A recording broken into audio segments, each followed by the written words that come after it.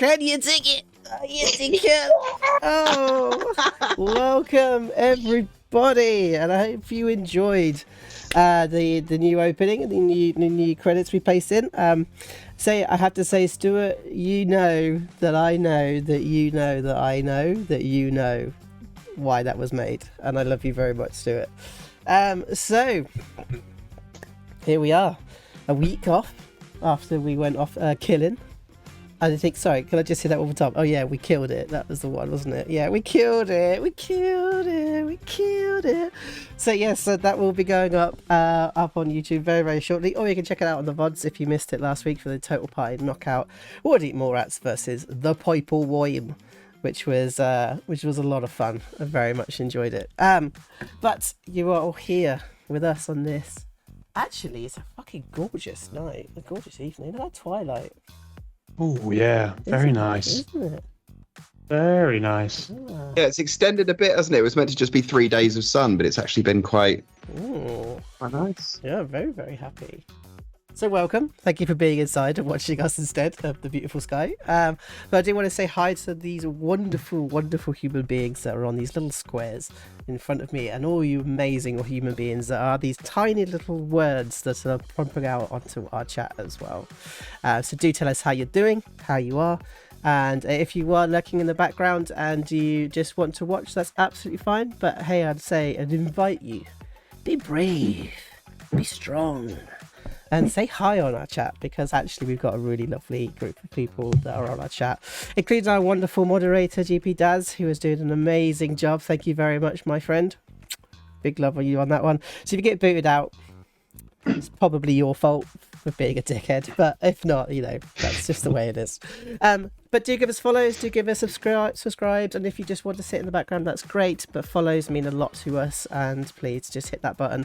We're getting closer and closer to our 550 mark, although it does say 519 on my screen, which I know is incorrect, but never mind.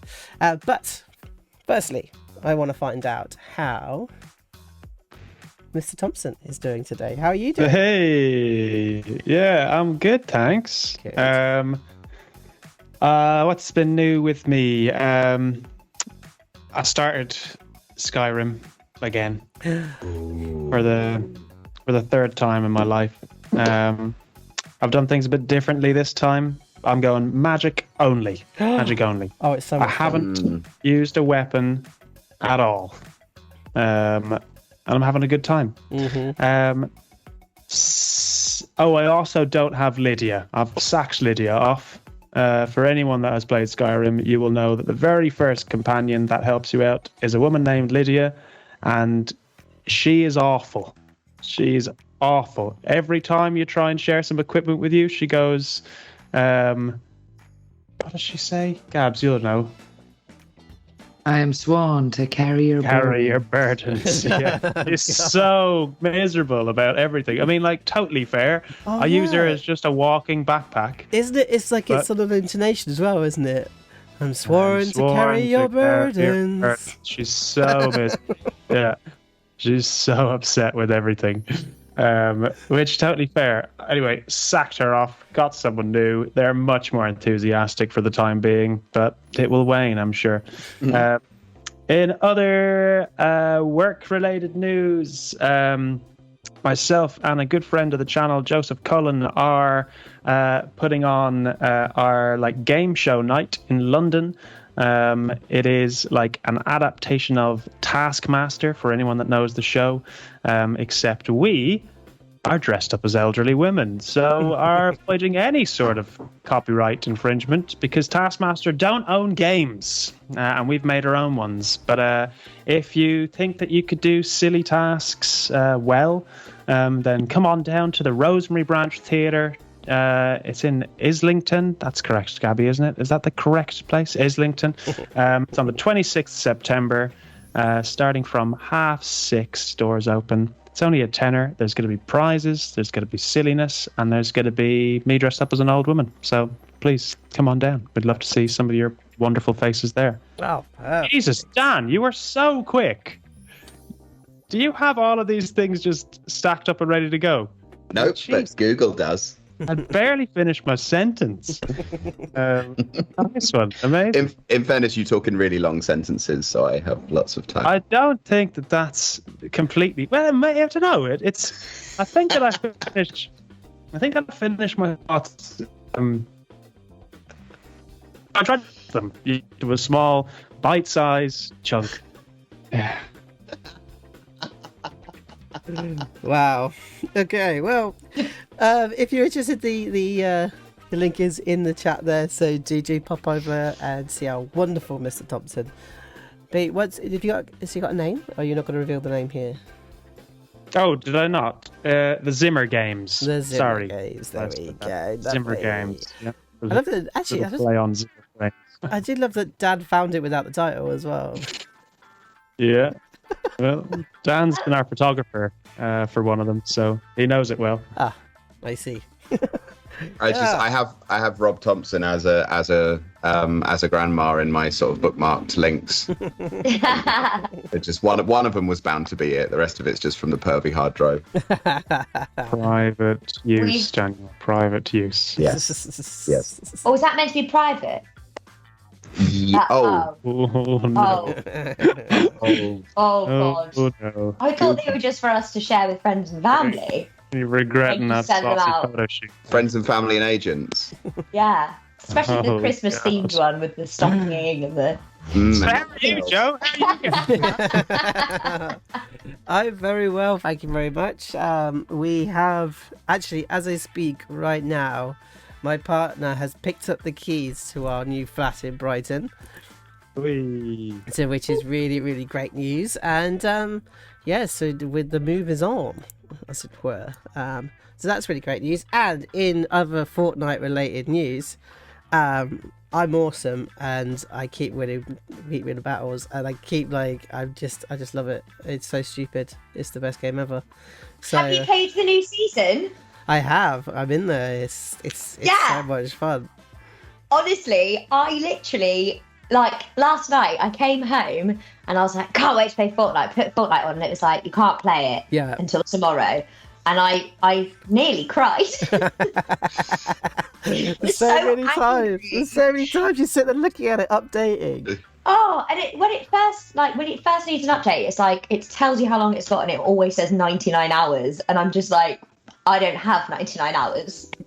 Who knows how long I have? But yeah, I've been playing that a lot today as well. I'm glad you're good. We need to sync up and go and kill people together. I tried finding you. I think you have to do...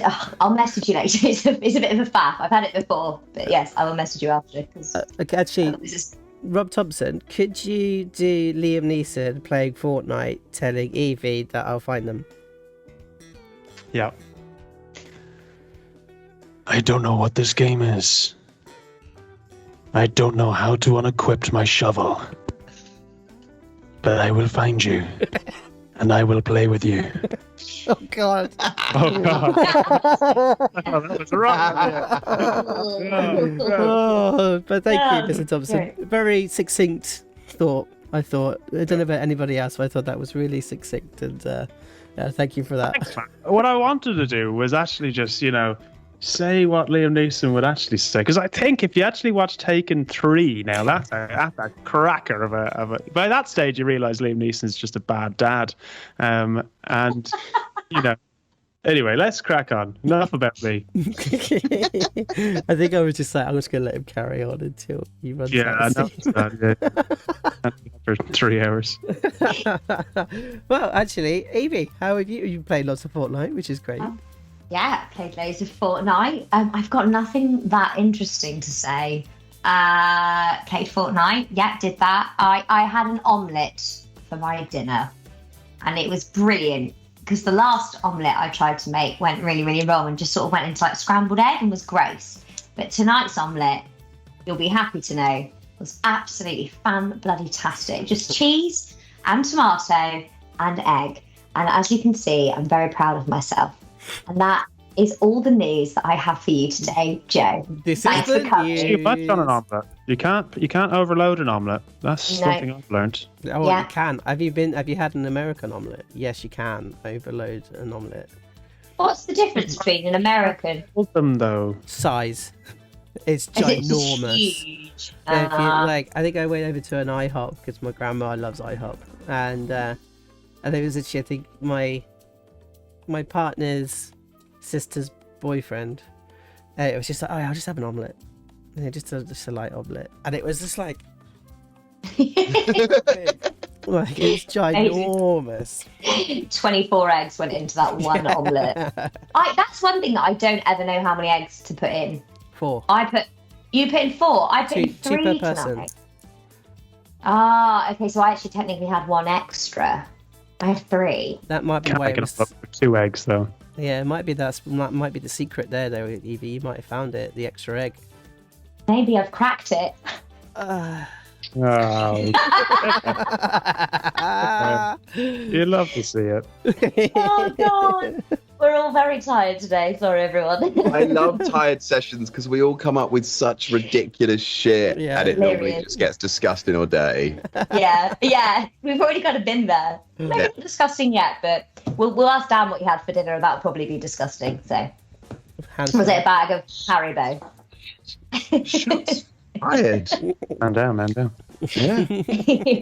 I had a very nice Thai like soupy thing from my weekly fresh ingredients delivery service, of which there are many brands that do the same thing. So that. Do you get How's It Going Fresh? Yeah. How's Nice. How's it going? I left your squash next door. Yeah. How's it going? Half a box. Yeah. Do you know what? I've complained so many times they've switched off my ability to auto complain. I have to like physically go through a chat service because it's great. I love paying £10 a week because they keep missing things. It's great. Burman, are you a Karen? No, I'm just hungry. Like, if I actually love the way that I imagine you actually cooking and calling up whilst you're cooking. oh no, there's a whole thing now. As soon as it comes through the door, I do a little checklist, and then like, bearing in mind, do you remember the first time I had this service? With the driver. Yeah, With the driver. I remember the first time. No. They DPD it and fuck right off. Like, Right. I don't sit there with him. Come on, Mishak, let's go through it. But no, I've. Do you not remember the first time I had it when I had what was it? Creamy mushroom pasta, Yeah. and it didn't have the cream or the mushroom or the pasta, so I just had a pouch of creme fraiche. Ever since then, I have been a little bit, just making sure that they're on it with their stuff. But has it been good now though? Was it good? Was it tasty soup? This one was very tasty soup. It was a laksa. I don't know. Had lemongrass in it, which I mistook for loads of noodles that were stuck together and tried to bite them all together a second ago. That was a mistake I won't be making again. Had a very fragrant mouth, not for the first time. Oh god. And we've done the disgusting. What's the matter with you? That's all coming out of your brain, not mine. Yeah, that's true. Oh god, that's Quick, it. go to Gabby. I quick. actually saw some of Evie James's Fortniting because Evie James likes to stick her Fortnite on Instagram Live. So we had a lovely chat the other day, and she was like, "Oh, do you know what? I'm going to go to bed now." And I was like, "Okay, see you later." I open my phone and then I see Evie James posting live, and I was really entertained. I've never been entertained by Fortnite before, but check out Evie on Instagram because when she plays Fortnite, she likes to have a little sing along with things, likes to invent songs, gets really like sassy about things, and is pretty fucking good at the game as well. So Yes. yeah, highly recommend. Thank you. Yeah. So where can we find you to watch some Fortnite, Evie? Oh, let's see if Dan can quickly do it. Instagram Live, I occasionally do it. My account is at Evie Bethany James. EVIEBETHANYJAMES. I'll see you there. See you there. Have you done it? Brilliant. Yep. Thank you, Dan. Very good. Oh, and also me and Evie went and did like a flash mob gig this week at a brewery thing, which was the strangest thing in the world. We had to go and pretend that we were part of a business conference for about an hour and a half, which felt like about a decade and a half. No, was it 2 hours? 2 hours. We had to sit through a boring business conference and pretend to be business people. Yeah. And then get up and do a flash mob thing and like put on a load of colourful gear and be like, hey guys, you coming to the festival later? Just the four of us as this massive confetti cannon like exploded behind us. And then, go and have some fun and games and play some stuff at the festival to sort of like rile up the crowd whilst the band played slow folky tracks at 80 BPM. We were trying to bring the party. Yeah. It was hard. Yeah. It was hard. At one point, we tried to do a conga line, which would have been successful had it not been like da da da da da. Yeah. Yeah. I was like, please play something. But no, we're gonna conga to this. It's the last thing before we go. But we also, it was really, really fun, and we got to stay in a bougie yurt with a hot tub. That's great. Yeah. So no, Daz, there was no piss up there. However, we did get a multitude of free alcohol to take back to our little hot tub and then stay in our bougie yurt for the night before we swung straight back round and came back. That's a dream. But did you have fun? Had lots of fun. There you go. That's all. Got so covered in glitter and couldn't get it off before I then had to do crooks the next night. I hate glitter. I'm just. So I was a shimmery gangster. Did it actually not come off? No. Really? I mean, there was some round here. Like I remember, like just going at it with like loads of wipes and stuff. And I turned to Evie. I was like, "Is it off my face?" And she was like, "No." Not even a little bit. Alrighty, I'm gonna steer away for a little while and pull up to the other corner. Save us from ourselves. And say, Gabby, how are you today? I'm good, thanks. I drank cider in the bath yesterday. Yes. In a dream. That's what I did. I didn't eat anything. I drank a coffee, and then by 2:30 I was drinking cider in the bath. Yes. That sounds amazing. There was no water in the bath. It was just cider. I go in there to cry. Oh no. Cider and a cry. No. If you cry at the same time as you're having a shower, people can't tell that you're crying. That's true. That's a Whitesnake song. Oh, I don't think they are. Yeah. When you're crying in the rain, down, down, down, down. Tune. Yeah, I only knew that because when I was an emo, I had it as my MSN thing. So it'd be like my name, and then when you're crying in the rain, no one can tell that you're crying. And then the little heart, raw. Right. Yeah. Sorry, Gabs, back to you. No, that's it really. So I've never tried. So this week was an experience. So I've never tried celery or peanut butter or strawberries. Like a strawberry or like a celery or a peanut butter, whatever, a bit of peanut butter. And so somebody found out and then made me try all three of them. I don't mind celery. The rest of it can get in the bin. Did you do the peanut butter in the celery? That's what they tried to do. And then someone else who was there was like, don't do that, I'll put her off. So I had a chocolate finger with peanut butter on and then celery on its own and then strawberry on its own. But yeah, so that's my new life experience. So you didn't like the strawberry either? It feels like lots of spots, doesn't it? Lots of what? You know, like the outside is like weird texture, so it feels like loads of spots. Yeah, I don't do that when I just eat it. I know, but I have a weird sensory issue, don't I? So Do you? yeah. So like I was like, what?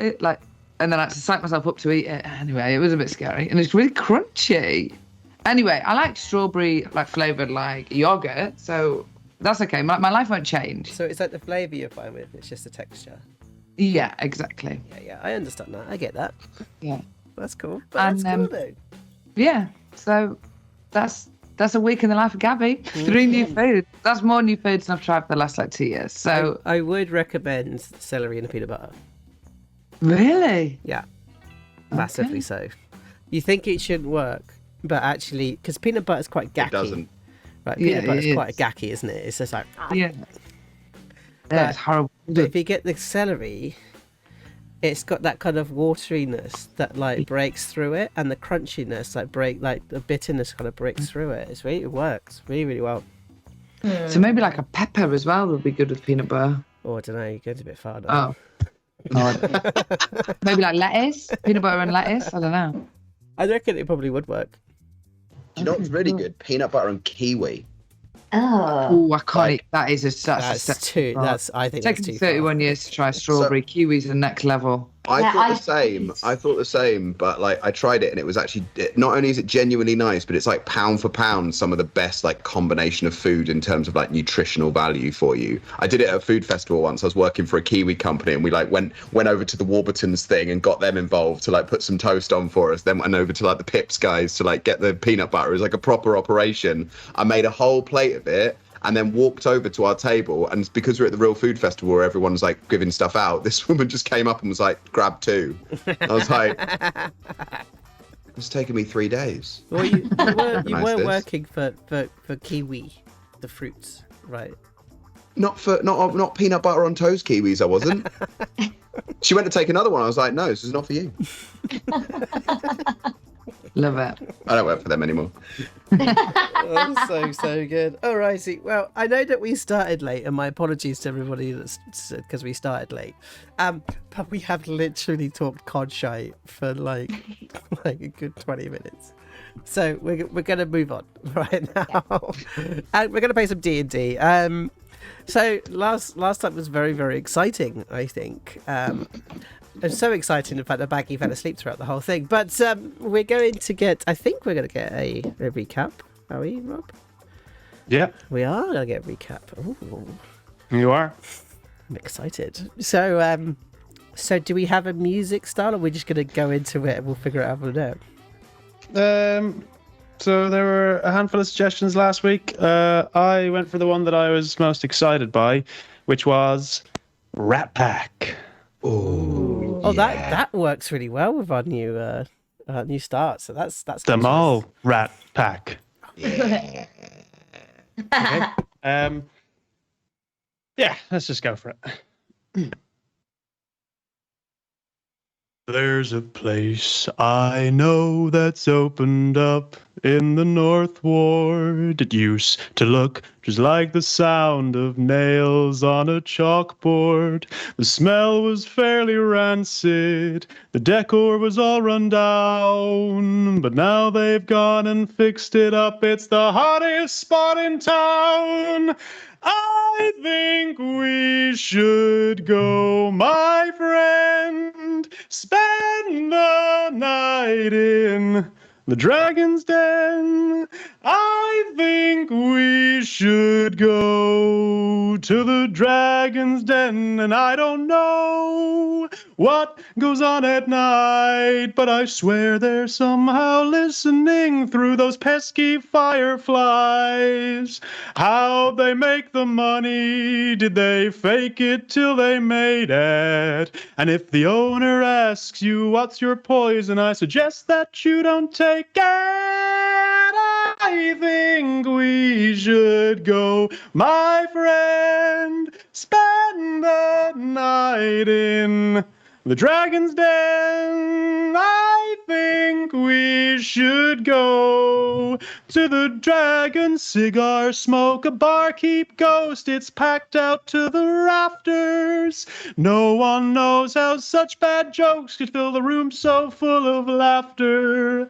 I don't think you really know what these people do, 'cause they know a lot about me, but guess what they know about you? Oh, I think we should go, my friend, spend the night in the Dragon's Den. I think we should go to the Dragons, dee da da da da da da da da da dee da da den.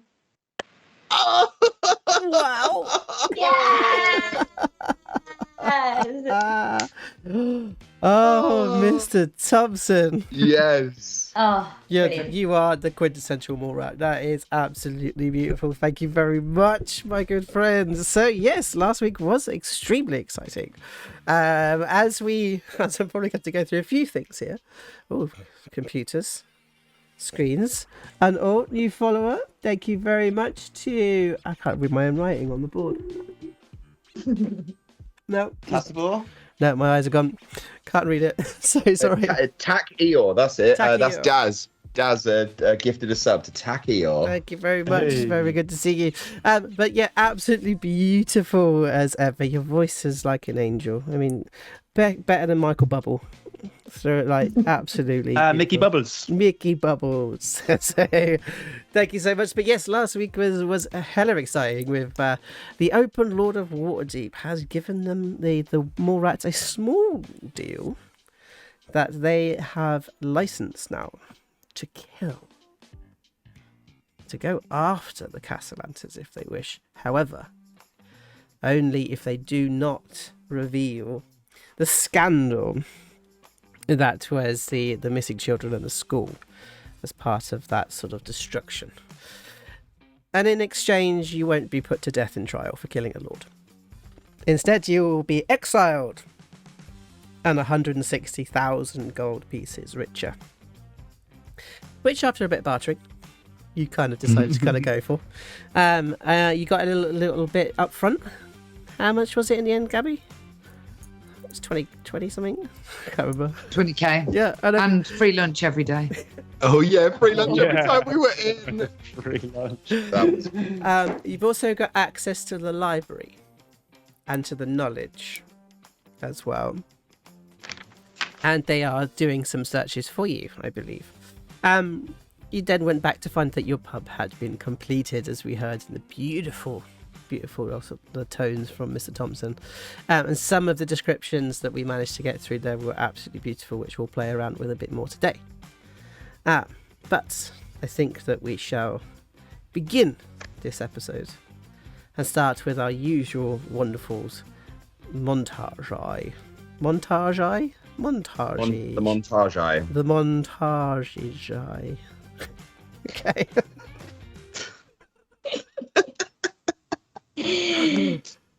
Oh, fucking hell. All right, so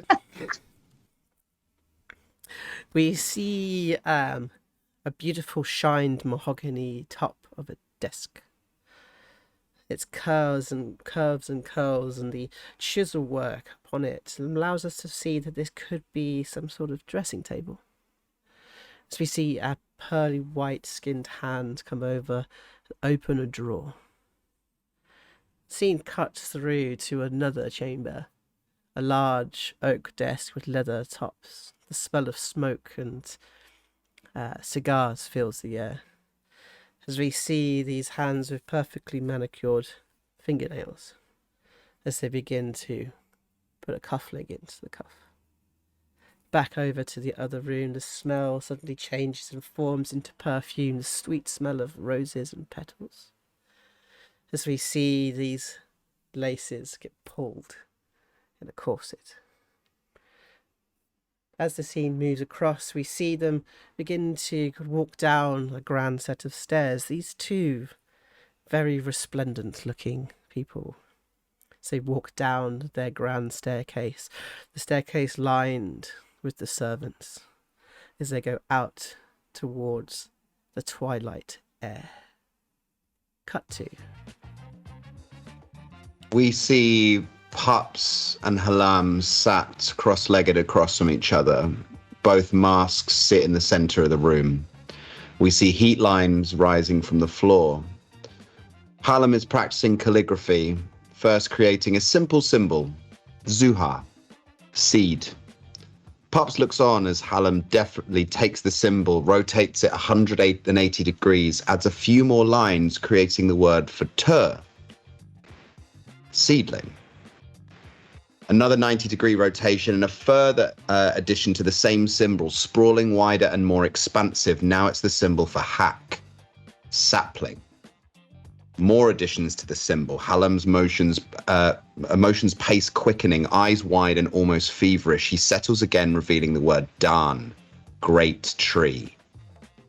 Pup stands over to look at the finished symbol, but as he moves over, it begins to fade from sight.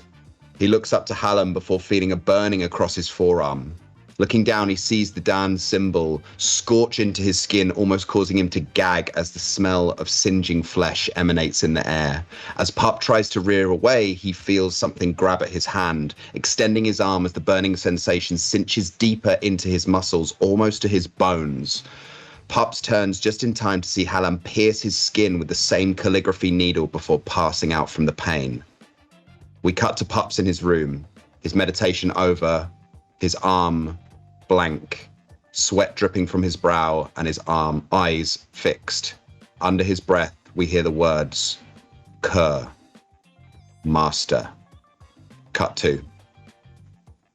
You know, all you've done over the last few weeks hasn't gone unnoticed. I've been meaning to tell you that what I'm trying to say is that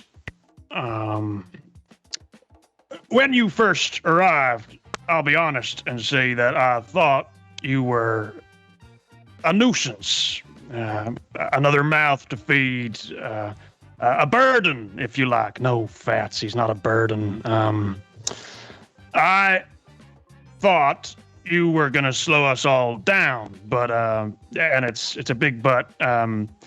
You have proved to me over the last few weeks that you are not, in fact, a nuisance at all. You're a fast learner.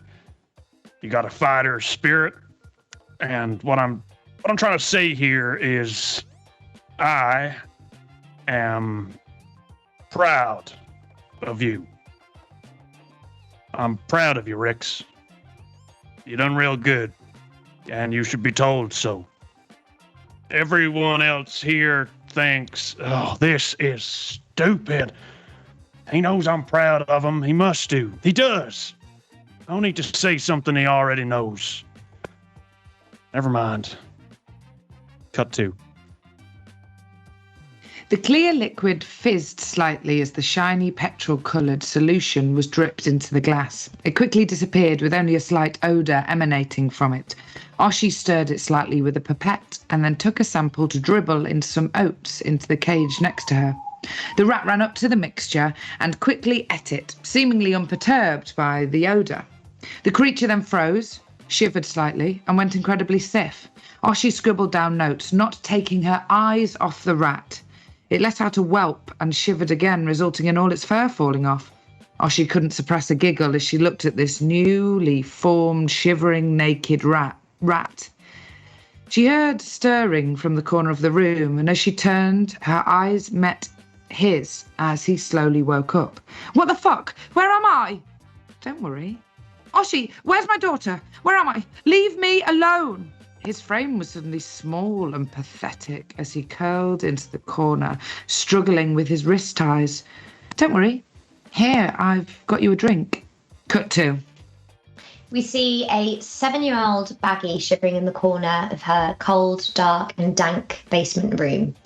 She coughs uninhibited into the damp air, lips pursed open, tongue pointing out, and spittle flying like tiny infected darts. She's wrapped her bed cover around her. It's just an old vegetable sack, which is worn and itchy, in an attempt to provide heat, comfort, or both. Her green skin pimples as beads of sweat fall into her eyes. It's in these moments, when her body feels rotten and decaying from probably a normal winter cold, that she feels so desperately, alone. She's always alone, bar the moment she's given something to eat or drink by one of her father's minions. But this being alone is just horrible. This is loneliness. It's all consuming. Baggi knows she won't die. She's just sick. It happens more often than not. She will lie here mimicking sleep as sleep mocks her unkindly until eventually the exhaustion takes her. And as it does, as she drifts to that plateau between awake and asleep, she feels a woman sitting next to her on the bed. The woman strokes her hair down with stuck to Baggi's forehead with sweat, and she pushes the hair back. It brings relief. The woman smiles down at Baggi. Baggi doesn't know who this person is, but she imagines that this is what she would do at this moment if she was real. Cut to. As we see the two step out of this large door, the servants continue down the steps Her gold and white dress seems to fall upon the marbled steps as they walk past. The twilight air of the summer seems to fit with almost like shimmer within the colours of what she's wearing.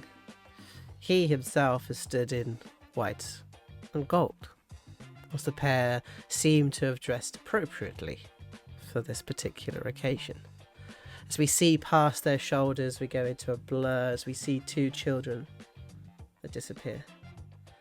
As they step out onto the carriage, the white and gold carriage, as the door is closed behind them, as we see them go off, as they go past into the street itself, the grand gates close behind them, forming a C, as a leaflet kicks up from the ground and flies through the air, as we just catch the word Dragon Den opening. As it falls down to the ground, we follow back through the pavement itself, down into the sewers, until we are far beneath the city, in front of a great and ancient door that we flow through like ghosts, until we are in a room filled with hundreds and thousands of dragons. Who fucking invited them? And suddenly Baggi wakes up, the dribble falling down her chin and landing onto the new upholstered chair as she'd fallen asleep in front of the great and massive fireplace. The embers are still sort of burning away, giving a little bit of heat, but just the right amount in this evening. As she looks around, blurry-eyed, in an unfamiliar space, your eyes sort of fix on something. A detail. The fireflies are flicking around the new tables that shimmer and smoke that seem to show these different stories playing out upon the tops of the tables. I knew there was something I've forgotten. As we see the hands, the shadows of the great dragon hands as the light passes through the windows. And of course, there's a sound of a shaker somewhere. But you see something. A new detail in your blurry-eyedness. What is it you see in the darkness? Baggi looks over towards the bar where the sound of the cocktail shaker's going and notices that not only is there some kind of weird and wonderful looking menu type thing, but there's also two jars next to each other. And they're quite large jars with like a very kind of browny liquid inside that she assumes is some kind of vinegar or something. And on top of one of the jars sits this gorgeous hen. Like literally, if a hen could do this, it would do that. It's that beautiful. It has like a golden shimmer to it. And it's very poised. And it just sort of lifts up one little bum cheek. And at the top of the jar is like this hay, almost like the lid. And as it lifts up a little cheek, an egg just pops in. But it's not got a shell on it. It's just a perfectly formed egg. And it floats down and settles at the bottom where there are all these other previously laid eggs. So it's like pickled eggs on tap. That's the first thing. And then in the other jar is different because the other jar is still on the bar next to the one with the hen. It's got like, out of the bar is almost like grass growing and like it's all very earthy. And then the jar just sits on top, and that one does have a lid on it. That has like just a silver screw top lid. And in that one, there's loads of smaller, like little spherical white things in the brown liquid. And she sort of rubs her eyes like, what am I seeing? And she sees these bubbles start coming up from the bottom of the jar and then out from the dirt, which she now realizes the earth is actually partly in the jar, almost like a weird like skin that can be penetrated. Out from there just pops up this perfectly formed onion, like, and tiny little onion, and it unshreds itself, right? So all the little skin bits, the little brown bits of skin come off and they just disappear. They just fizzle into nothing. And the little tiny, perfectly round sort of, I don't know, onion or shallot or whatever you want, just goes bloop, and then lands on the top. And it's just like this ongoing produce. And she's like, I have no fucking clue how they've done this. What is that? And I do think she probably goes over actually and takes one of the pickled onions out to have a taste. Because when you've had a long sleep, there's nothing you want more than a pickled onion. So her hand kind of like you go to touch the top of the jar, and you kind of spin it open, and you place your hand down, and you pull out this like perfectly formed little silver skin pickled onion. You pop it in, and it is quite possibly the most perfect, best pickled onion you've ever had in your entire life. You're also kind of confused that like you didn't see this before. Or that nobody else seemed to have seen this either. This like pickled egg and a pickled onion jar. You do notice though that you didn't smell the vinegar when you saw them, and yet you're eating it and you can taste it because it is perfect. You sort of sit down and you sort of think about pickled onions, and you think about other produce, and you think about like the smell. I really wish it could have been bread. Maybe I need some bread. So you turn and the jar is full of sliced toasted bread. The other one is actually like this continually moving, like shimmering style of butter that is just melted away, just ready to be picked up and placed upon the bread. You kind of look at these two objects and you think of something else that you would like. Something else you would like to eat. Oh, I just want some jam, some really delicious jam to put on the bread. So to put on the bread. So the bread one stays as the butter changes in colour and goes and sort of sticks into this like beautiful strawberry jam as you just kind of place your spoon in and you pop it on, and you realise that if whatever you want, there will be an accompaniment of some sort kind as these two beautiful jars. And what are these jars called if you could name these as magical objects? Oh, they'd be called the jars of... Hang on, wait 1 sec. I'm just trying to get the perfect word. What is it where you're like... The jars of fancy. The fancy jars? Yeah, so like whatever you fancy, it will produce. Just like, just fancy a bit of cheese and pickle. Or fancy a bit of jam on toast. Yeah. The fancy jars of fancy. Yes. That is a wonderful addition to... I love the fact that everyone's face was like, I don't want vinegar in our place. I don't want pickled onions in our place. As you can see, the saying for you here, you're actually catching this place in the most beautiful light. You know, the moonlight's coming through, the firelights are just sort of hovering, or fireflies are just hovering over the tables. It has this kind of, like the colour of like a very dim tungsten bulb, that kind of like glowing orange and blue coming through the windows. As you imagine what this place would look like when it's full, loud and raucous. And then you think about the state that once everyone has left, and that moment you can sit in your own bar and see it empty at the end of a good night, as you kind of crawl your way up the stairs, thinking it's time to probably get into your own bed. As you kind of go up the stairs, the camera kind of comes across to one of the really nice fancy chairs.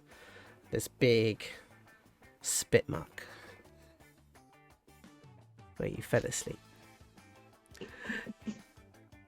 We see the sun sort of like begins to rise as thumping down the stairs. I can't remember right about where you guys sleep. Big Phatts, you're above. You're on the floor above. First floor. Your first floor, Yeah. and then Oshi is second floor, right? First floor. We're both on the same floor. Great. Okay, cool. So, the two doors open at exactly the same time as you step out at each other.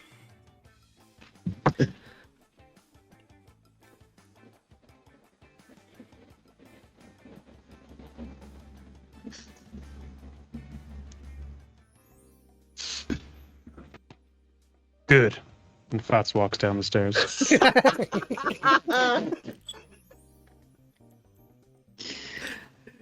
Leaving Oshi on the stairs. She goes back into her room and shuts the door.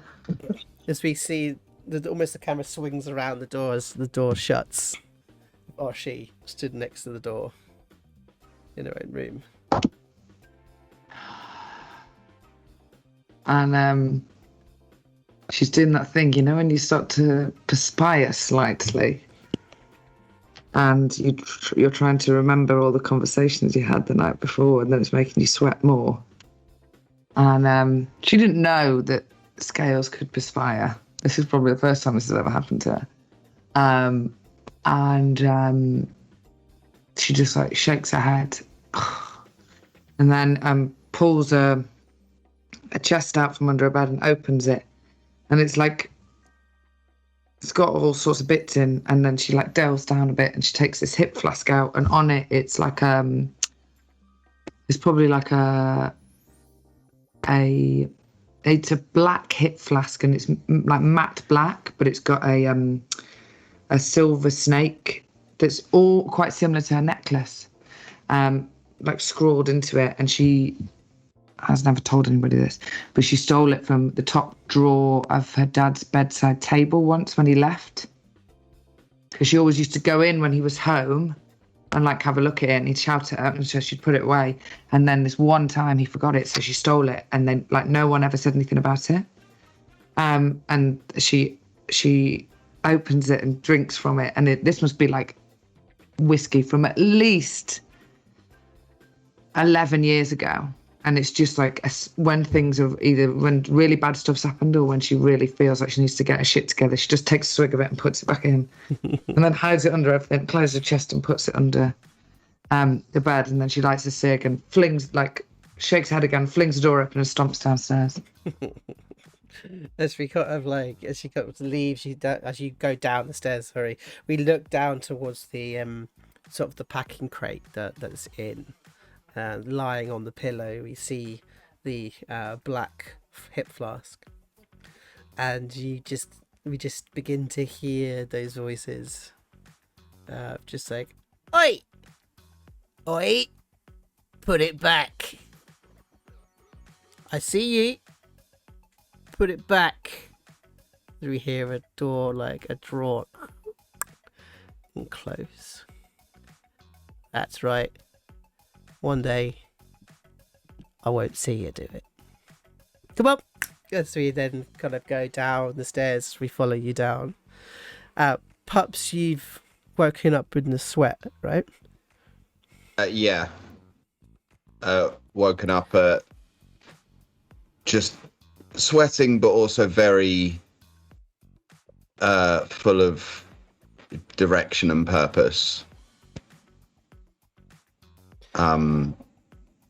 Yeah, and just having had that vision, just a final check of the arm, like almost not just a check with the eyes, but like just squeezing the muscles to make sure there's nothing wrong in there. And then I get up and I go downstairs. As we hear that word on your lips, so you make your way down the stairs. Baggi is already downstairs at this point.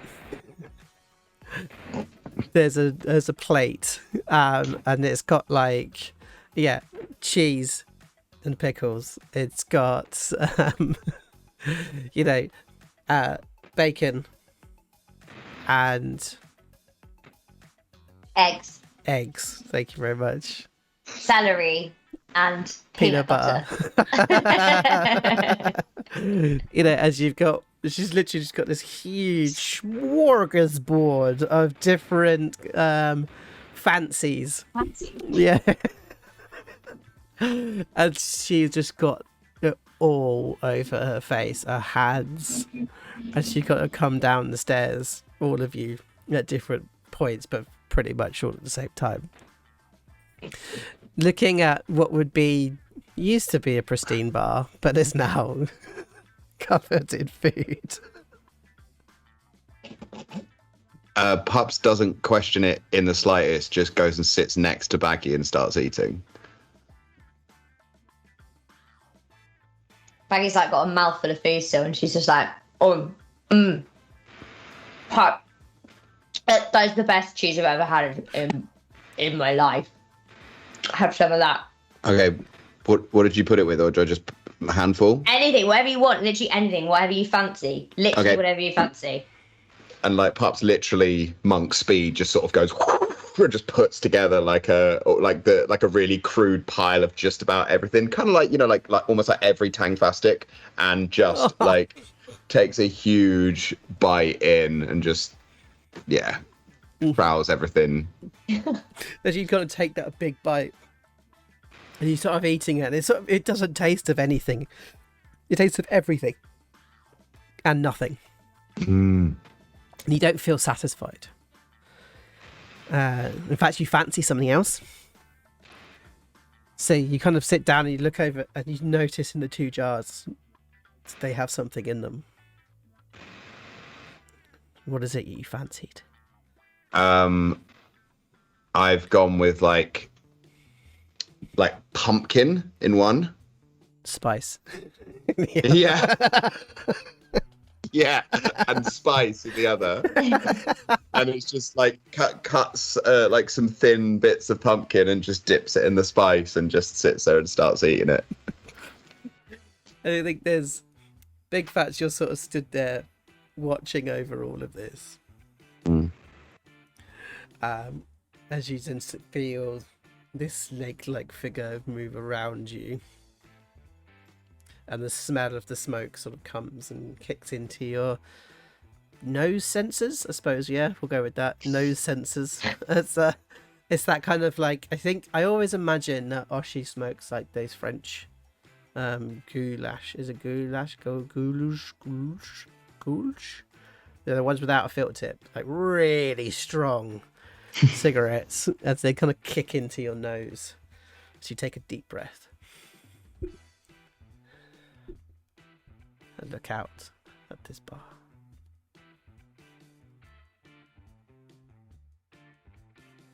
Y'all better clean that up after you're finished. You got a big night tonight. Yeah, that's fine. Sorry, I didn't even know that we had this. This is amazing. Did Kara do this? Do what? These weird jar thingies. Jars. Ah! You look over. Baggi points them out. As you look over to the jars, Big Phatts, and what's in the jars? Whiskey and ice. Yeah, they look like normal parts of the bar to you. Like, this is how you normally store whiskey and ice. Phatts goes over and pours himself one and just kind of whispers to himself, "If I keep drinking, I don't have to regret what I did last night." Anybody want to do perception? Yes! Oh, I can read lips! I don't have lips, motherfucker. He doesn't have lips. We have discussed this before. But you can do a perception. You can do a perception if you wanted to. No? No. Okay. As you sort of like make yourself a small drink. Oshi, where are you in all of this? You've slinked past him. Oshi stood like if they're sat on the bar, Oshi's like stood behind them. Like I guess them three are close to each other. Oshi's just stood behind them, like looking at them, judging them, not saying anything, just smoking. As the tip of your cigarette just sort of goes really long and then just drops, and as it drops, this like ethereal ashtray kind of comes out of the table next to you, catches it, and then comes back in. as you just sort of stand watching over. And what's going through her mind at this period, at this time? She's like confused. She's trying to work out why she was so nice. Like she told Big Phatts that like she looked up to him sometimes last night. Like she said that if they hadn't had such a bad start, they'd probably be better working together than they are against each other. She said that she said stuff like, I struggle with people who, because of your height and like how big character you are, you remind me of Tunk, and I struggle with that. And all this is going through her head, and she's like, what a fucking idiot. But she thinks he's an idiot, not her. She's not like, oh, what an idiot. She's like, what an idiot. And she's also thinking like, I bet he doesn't remember. Okay, so then your eyes click towards him. It's sort of like as you catch him looking at you, but then he kind of turns and looks away. As it's almost as if maybe he was looking at you for a little while. Do you want to do a quick insight check, Big Phatts? Or Oshi, both of you could do an insight check if you really want. Let's inside off. Yes. Face off. Rob Thompson rolled a 10.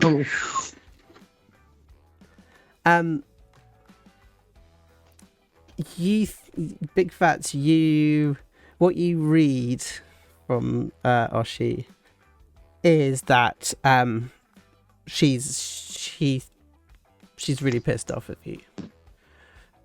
That you read that she thinks that she's the idiot. That's what you read, like almost that kind of slight shame or embarrassment. Oshi, you read supreme confidence coming from Big Phatts. Supreme confidence. As he's shaking to put ice cubes into his ice glass. But it's something about his shoulders. You say it's something about his shoulders. That's just making it. He's hiding it well, but he's supremely confident. And in that brief lock of eyes, and he feels the stare burning into the side of his head, he kind of says, without looking at her, Are we good? And obviously Oshi thinks that it's from confidence, and she says, I was born good. I don't care what you are. I prefer this to last night. I don't know what you're talking about. Good. Rex! As she says that, the two of you, Baggi and Pups, you're like, I'm literally just looking up and beaming like Mummy and Daddy are about to get back together. I've just got like giant anime eyes, just like. But you're in like mid chew. Yeah.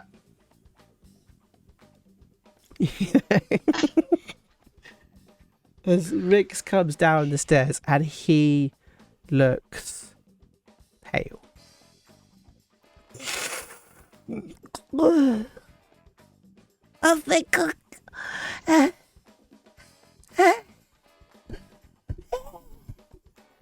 He just does the biggest sneeze, like you've ever heard come from this tiny 1-foot lizard. This snot just like sprays everywhere. His eyes are all kind of bloodshot and his nose is sort of running as he grabs hold of it and brings it back and almost like pushes it over his own head. Oh, good. I don't feel very well. Oh. What happened? I just went. What? And it sneezes again. Yeah, you look like fuck. As he sort of like looks up, I can still do the party. You're goddamn right you're doing the party. We need you. Okay. He sort of like takes a massive sniff to kind of get rid of his bogies in his nosies. If you're too ill, you don't have to do the party. I want to do the party. As his sort of like eyes, now they're just gone from bloodshot to like pouring with water. You don't want to make everyone sick, Rix. As you just hear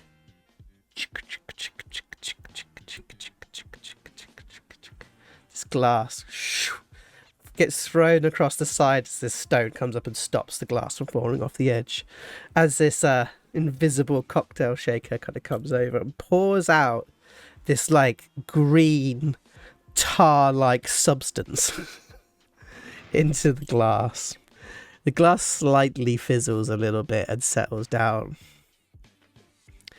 As like the cocktail shaker kind of gets taken over to a mirror and popped open, and the steam that's coming out of the cocktail shaker steams up the glass. And it just says, this line starts to be drawn and written onto the glass: Flu Killer. And then the arrow falls down and this finger goes across, or this line kind of goes all the way across the bar to the glass. I don't want to drink it. You're drinking it. I don't want to drink it. You are gonna fucking drink that. We need you tonight. You can't make me drink it. Scruff of the neck. Gets picked up. And they Open your mouth. He holds his nose. And as you grab hold of it, is in that squelch of like bogies like coming between the fingers. So Lip, get the drink.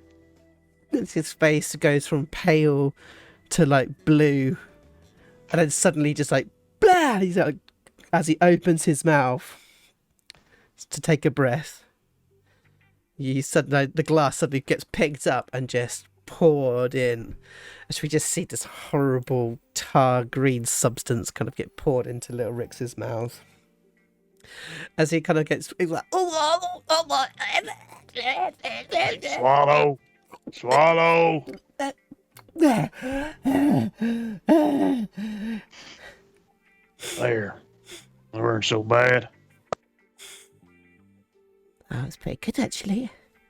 And he just does like a little like jiggity with his feet. So what you're doing? It's got like 7 hours till we open. Come on. You need to prepare. Chop chop. As he runs up the stairs, all excited, and suddenly flew free as he runs upstairs to kind of get ready for a party like 7 hours early. Child. Leaving the four of you kind of downstairs as you kind of think about your final preparations before the opening night tonight. So is there any like major plans that you're going to do tonight in any way?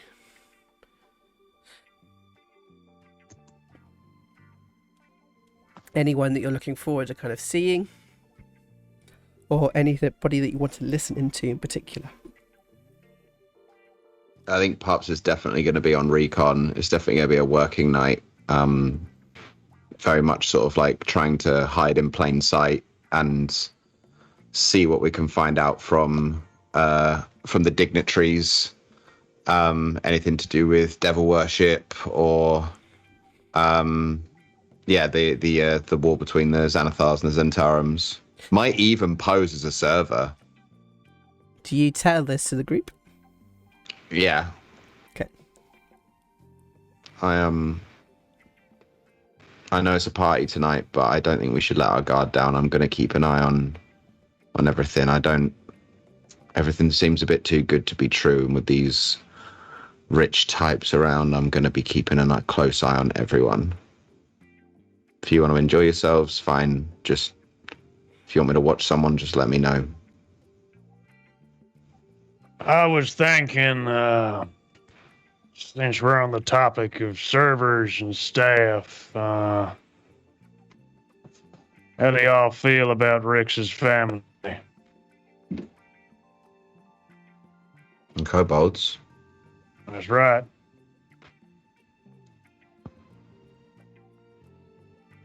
Here. If they want Some to. of them are small. They can weave around people pretty easy, like. Be nice to take them out of Black Star as well. Maybe offer them some work. And have Rick see his family. I suppose it's been a while. If he wants to.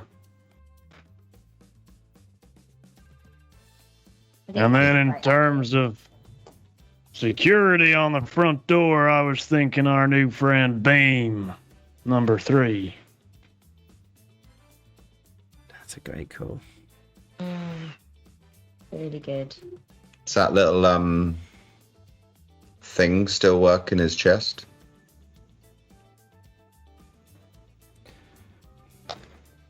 I don't know, but if it is, then it's been recording the whole time, and they know my face. They know where we are. And since every fancy establishment seems to have a nimble right, might be good for us to have one too. I think it's a great idea. I think the more that we can get people to like us and like it here tonight, the better. As much as we can. As well as obviously listening in for anything maybe useful. Sounds good.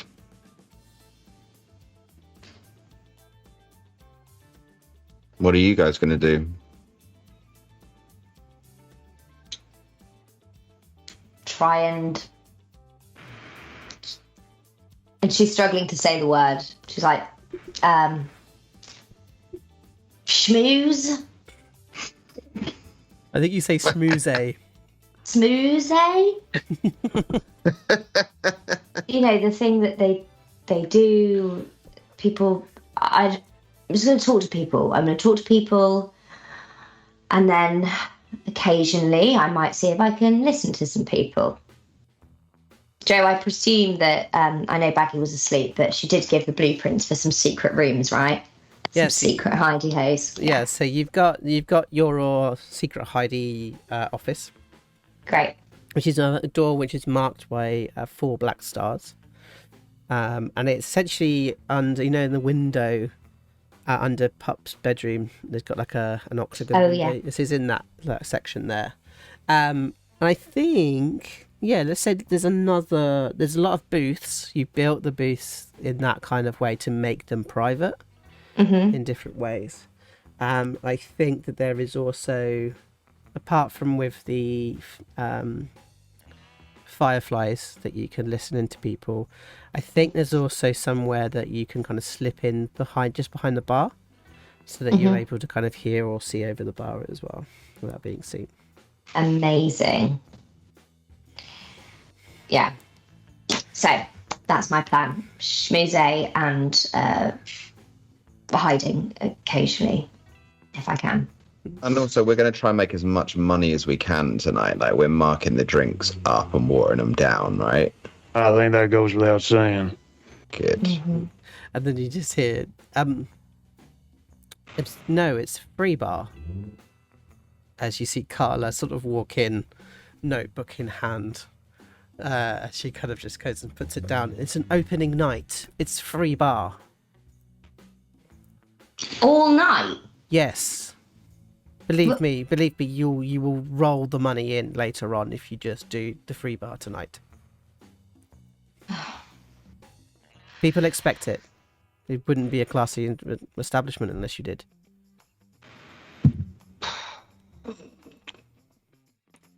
Some jumped up little kid teaching me about business. Fucking else, I've seen everything And now. hand slams down on the bar in front of you. Wait. You sort of like are shocked by her flicking her fingers at you.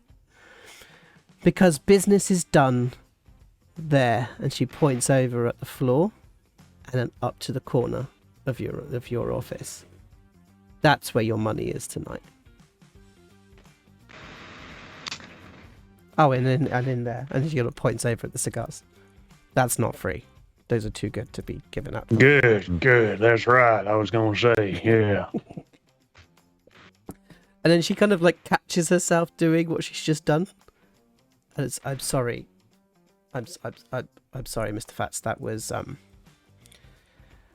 It's been a challenging build to get this ready, and I apologise that I was snappy. I snapped my fingers at you. That was unprofessional. It's all right. You've done a good job in here, and I'll take your word for it on the free bar.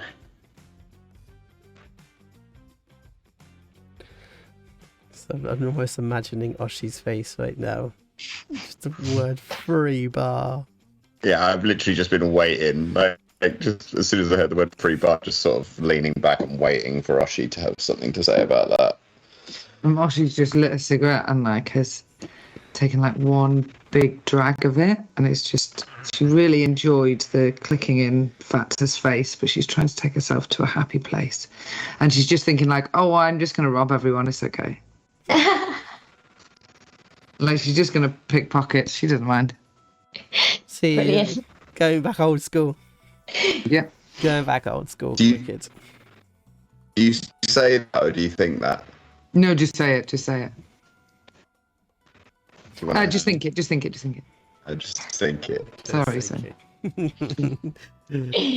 As we see you kind of like, just think about it for a second. So you take a drag. And you flick the cigarette out as we see it fly and swing through the air as it falls down into an ashtray that has another cigar inside of it, as we hear the laughter of the space as the camera comes out and sees the bar filled with people.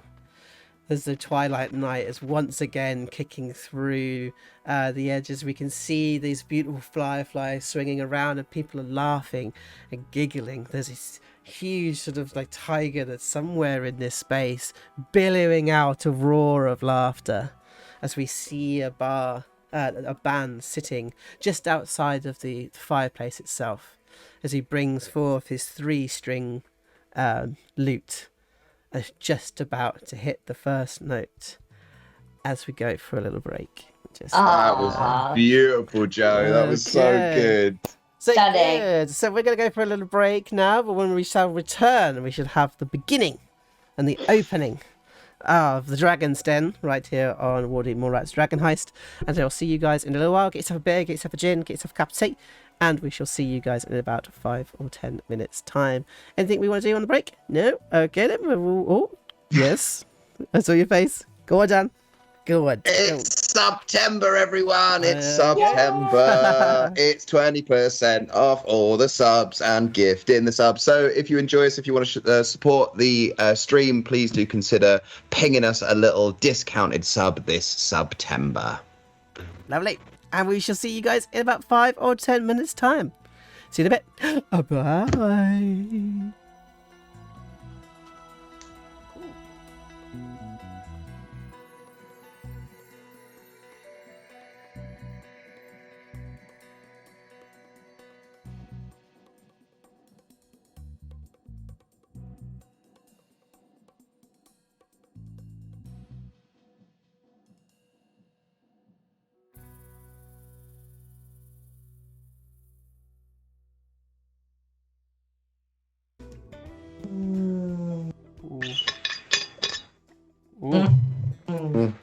Ah.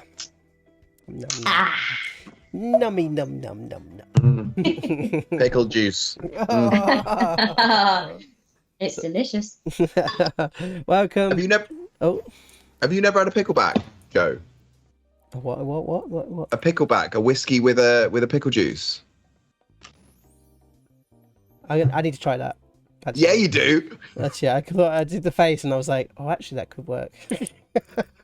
Oh, I can feel Kinda the does. fairy tongue the next morning already. Like, That's quite nice. I like it. Yeah, it does sound like it could work. I'm into it. Okay, yeah, I'll try it. Welcome back, everybody.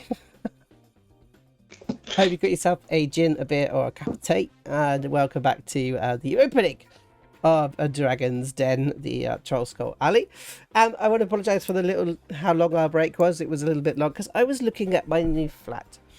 Yay! I was doing a video call and showing me all the cupboards, which is the best part of moving into a flat, is looking at the cupboards. Who'd have thunk it? All the fittings and fixtures. Yep. So that's really cool. I'm sad that she's not here with me, but I am so happy that we have finally got it and it is moved in. Yeah. Great. Okay, so openings. I think the first thing I want to do is I want to find out what each of you are wearing, because that is a very, very important part of an opening, is to find out what you guys are wearing. So I think I'm going to start with Big Phatts. He's buffed to the point of like crystal clear water. And he's wearing a trilby. Oh, yes. He's also got a cane. Why not? Oh, he's got a cane. What's on the Nice. cane? What's the cane look like? The cane is it's like a warforged head. That's a kind of silvery chromatic kind of color to it, and then it moves down into like this beautiful dark mahogany, all the way to like a kind of another silver like stud at the very bottom, so when he walks you can hear it like that. So it's just- And the warforged has a tiny little cigar at his mouth as well, which is a lighter. which is of course a lighter. So we see you sort of like surveying over this kind of mass of people that's going on inside the bar. You can see that there is this very prim and very proper, very tall middle-aged woman who's wearing tweed, who has a beautiful hat, actually, a very good hat, a solid choice of a hat, with a small sort of almost like a cravat type style thing with she's sort of got a very small badge here, as you can see there's whack written across it. You can see there's this big sort of large Leonin who's sort of dominating a big story. In fact, they're all looking down at a table as he's commentating the story that they're seeing on the table of the different ghosts that are being portrayed on the table. You can see that there is also a sort of very stout looking, very nerdy looking person. It sort of like seems to be trying not to be on official business, snooping around and looking, but at the same point is fascinated by all the different fixtures and fittings that are on this place. Everything that's full of magic he seems to be very, very interested in, with his sort of beady glasses as this kind of little wizard sort of running around. You can also see that there is a woman who looks very much out of place. She seems to, like, every time the kitchen door swings open and she catches the sight of Carla, her eyes sort of light up, and then she goes back to being nervous again. As you can see all of these other lords and ladies sort of around enjoying themselves and laughing. There's like some people that you've noticed from the fight pits, actually, sort of that have been on the big posters for the fighting pits. They've arrived here as well, sort of superstars of the arena for this grand opening. As you sort of click, click, click with your cane. And who is it that you kind of like are walking towards, as you see sort of people and you're nodding and you're sort of putting your hand up towards different people? He's actually going to go over to Margot first, Carla's mum. Oh, good evening. Good evening, Mr. Phatts. Margot. It's, I just wanted to say thank you very much for coming down. And also that your daughter has done everything you see here. I think the work speaks for itself. She's a very gifted individual, and I'm sure she'll go far in life. she's done me very proud. Yes, she has. Us as well. Do you mind if I get a drink? What would you Please. What would you recommend?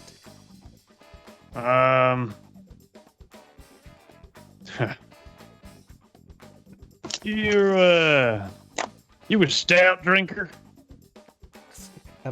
Excuse me? Stout. I've never had a stout. I'll tell you what. Go to the bar. Ask for a baby Guinness. And that I will. Yeah.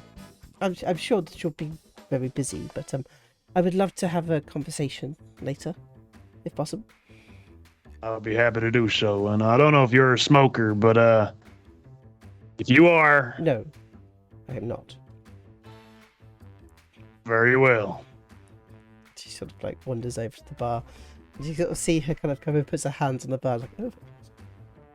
Looks through the menu. And you see her look over, and you just see like this cocktail shaking, like furiously shaking, like pouring out glasses, and then like the pints pouring, and it's like it seems like everything's happening at the same time. A bit like kind of Fantasia. Like everything is sort of seems as if Liv has actually got like 20 arms. As they're pouring and making every single drink imaginable and kind of pouring it out. As you kind of turn around and look over at the rest of the thing, this like small tray comes over. Is there a drink, sir? Oh, and is it one of Rix's siblings? Yeah, it is, yeah. This one is Barrel. And if we've been introduced by now, I'm guessing. I think you would know you would know a lot of the Red family because of being such a long-term member of Black Star Lane. You know them. Hey, Barrel. I'm all right for a drink right now, but you see that lady that's just gone over to the bar there? Mm-hmm. I want you to make sure that she gets good and liquored up tonight. You keep a good eye on her, okay? I want finest treatment. Yep.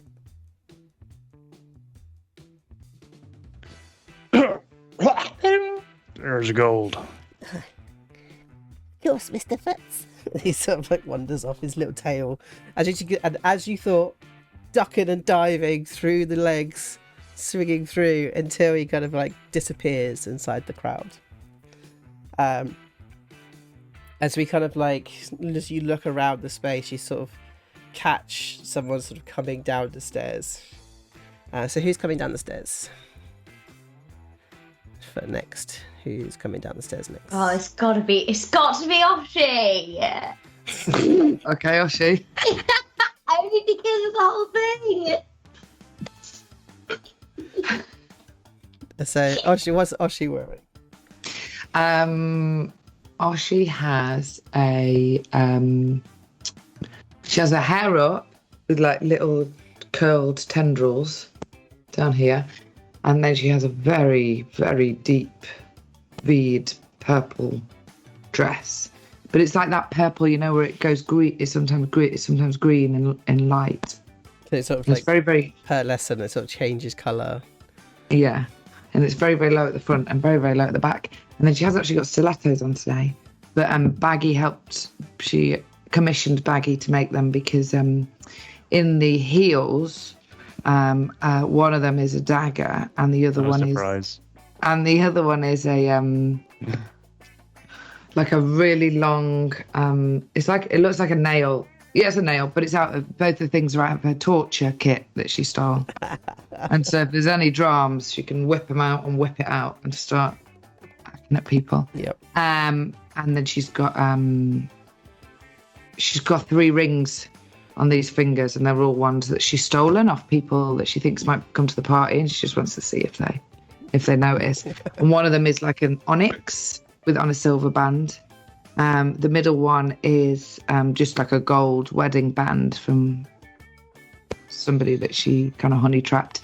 And the last one is this one of the people that she was at a party with once wore a a ring around his on a necklace from his daughter, and it's a really small gold ring with amethyst, 3 amethysts in it, because that was his daughter's birthstone, and she's still laughing because he was horrible to her. So she just wants to see if people notice. That's what she's wearing. So there's a sort of like couple of like hushed tones as you like come down the stairs, and Big Phatts, you kind of notice this and then ignore it. And she sort of come down the stairs, and you look across at like this mass of people in your bar. What is it that what activity do you notice somebody doing that like makes you interested of going over? She sees a halfling that she's never met before, and a dwarf, and she's not sure. She can only see the back of his head, and they look like they're playing dice at one of the tables. So she goes over. So as you wander over, you just hear the dwarf just go, "Ah, there you go. You got 6 again. That's really, really unlucky. That is, So essentially, you now got to double it up." And the halfling's like, "Oh, my luck is terrible this evening." I was like, "I know. I just don't understand it really." It sort of looks up. "Oh, you all right, All right. Do you want to take a seat and play?" I don't want to play, but I'll watch. All right. So, takes the dice in his hands. So we're playing... I've got to think of a name for this now. We're playing Can Do 2. You alright? So it's like, our lucky little friend over here.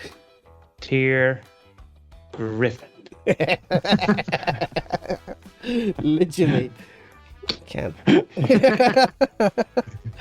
And he's sort of rubbing his hands together. And my lucky friend here, what was it? It's like Jeremiah Toothfoot. So Jeremiah Toothfoot over here is becoming a bit unlucky, haven't you, so far? We're constantly rolling no 6s, no 2s, as I can see, no 2s.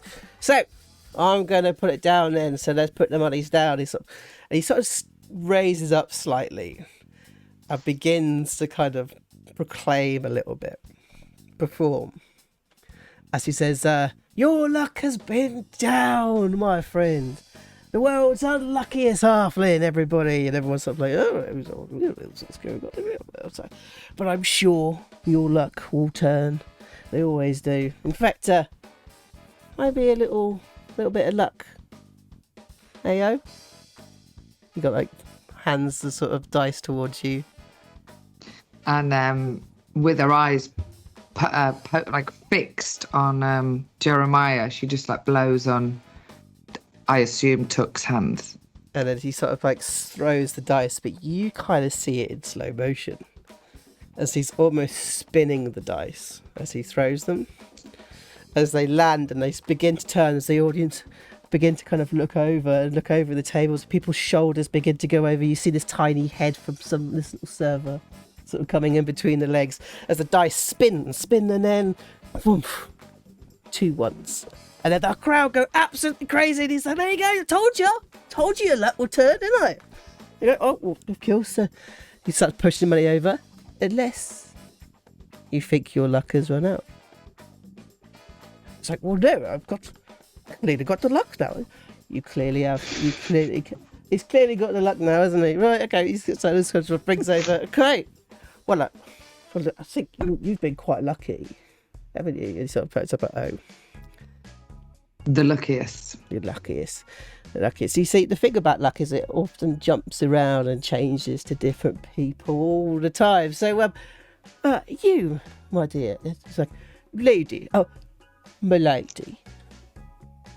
A little bit of luck. She's like, brings up a long cigarette in like a holder. Blows onto his hands as he then rolls the dice again. As you see, he spins it a slightly different way as the dice falls down, spins to double 6s. Oh, there we go. Well, I'm gonna get myself a drink, I think. And Jeremiah's like, whoa. It's like, no, I need to get a drink. Is that right, Ove? Parched. Anyway, I think I might. No, not that. And he kind of puts it back into his pockets and goes over to the bar with you. bloody nice place. Thanks, and thanks for the help with the alcohol. Oh, don't worry about it. I mean, it's stolen, so Good. it's definitely stolen. Makes But it even sweeter. I'm glad that you're able to kind of use it, and maybe you won't lose any money tonight. Free bar, you fucking nuts. It was not to me. So, how have you been? Fine. Oh, can I get? And he just like points over to the bar. How do you order a drink? I'll just say it and it'll arrive. Oh, all right. I'll have a pickle whiskey and what was it you would like? A Actually, I got it. Can I get a firecracker as well? And it's like this like ceramic glass sort of comes next to you, and this like bottle that looks about this massive because of all the padding that's around it, and it kind of pours out this like can only be described as lava really, and it's just this whiskey that then cools and turns into this like beautiful caramel as it lands inside the little ceramic pot. So any business around here today? Hopefully, I need to make the money back. How much you sunk in? What, to this? Mm-hmm. Nothing. What have we got to make back then? Well, profit's profit, innit? I have to live here. That's true. Well, look, get the points around. See the chubby chap? Yep. Yeah, he doesn't put buttons on his pockets. Nice. How do you know that? He just sort of like just points at him and he's like, "Oh, my coins!" And he sort of picks up the coins and pops them in his pocket. There's also plenty of contracts around here. Like that. And he got points out, and you see this like there's this gentleman who's sort of stood there, and he's looking across, and there's another gentleman who's like flirting with this other gentleman. And he's there like spinning, the guy who's like scowling is spinning his own wedding ring. I just literally can't remember how to do W's or R's. Wedding ring, spinning his wedding ring, and staring, and he takes it off his finger and stuffs it in his pocket. Give it 2 months, and you'll have a contract on that one. Can't wait. So I heard you got a bit arrested. Well, I was going to ask if you heard, yeah. A little bit arrested. A little bit arrested. So I heard. And where were you? I heard you had 67 murders pinned on you. 67. It was like 3. 3. 33. 32. 31, maybe. 31. And none of it's true. Bollocks. One of it's true. All right, okay, that's fair enough. Don't get caught again. I didn't mean to get caught. Oh, I'm serious, don't get caught again, because literally there is so much pressure from the guild. They weren't happy that you got like slightly convicted of murder, considering that you're part of an assassin's guild. Got out of it though, didn't I? True. Innocent until proven guilty. So how did you get out of it? The open lord. And he just stops. Well, that's good.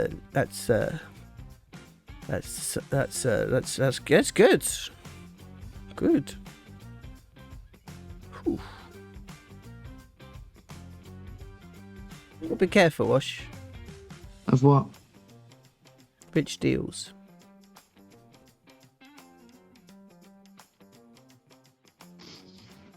Depends who's going to make the most out of it, though. They'll cross you. And they'll dump you. Depends whose side I'm on.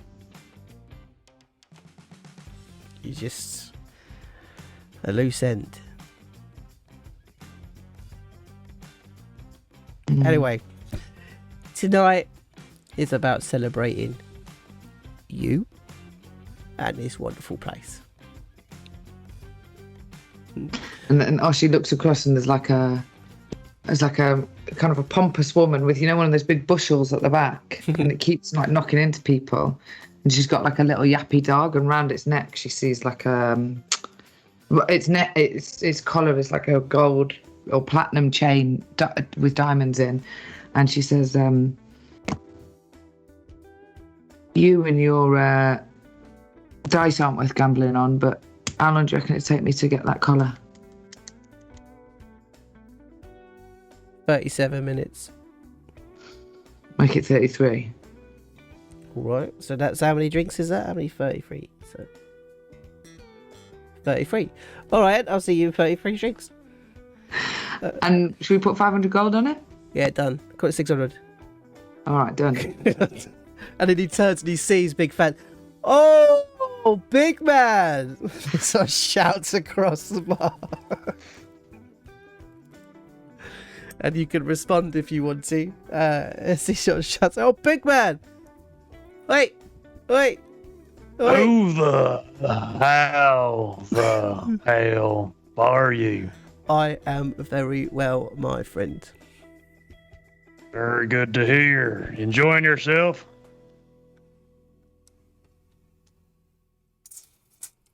He's not like he picks something out of his teeth from your chest. Oh, good, thanks. And the cane goes under his chin and up to his face. You'll have a far better time looking up here. Yeah. I have loosened a screw on your kneecap, though. Well, certainly setting a good impression to the owner of the place. You smoke? Oh yeah, of course. Like a chain, like a chimney, like a. Oh, I suppose you don't have cars yet, do you? They sort of like brisk off to the distance as a nosebleed, and they're like, "Oh, metagame." Yeah, of course. What have you got? Good. Only the finest brands and cuts that are known to Waterdeep. Mm.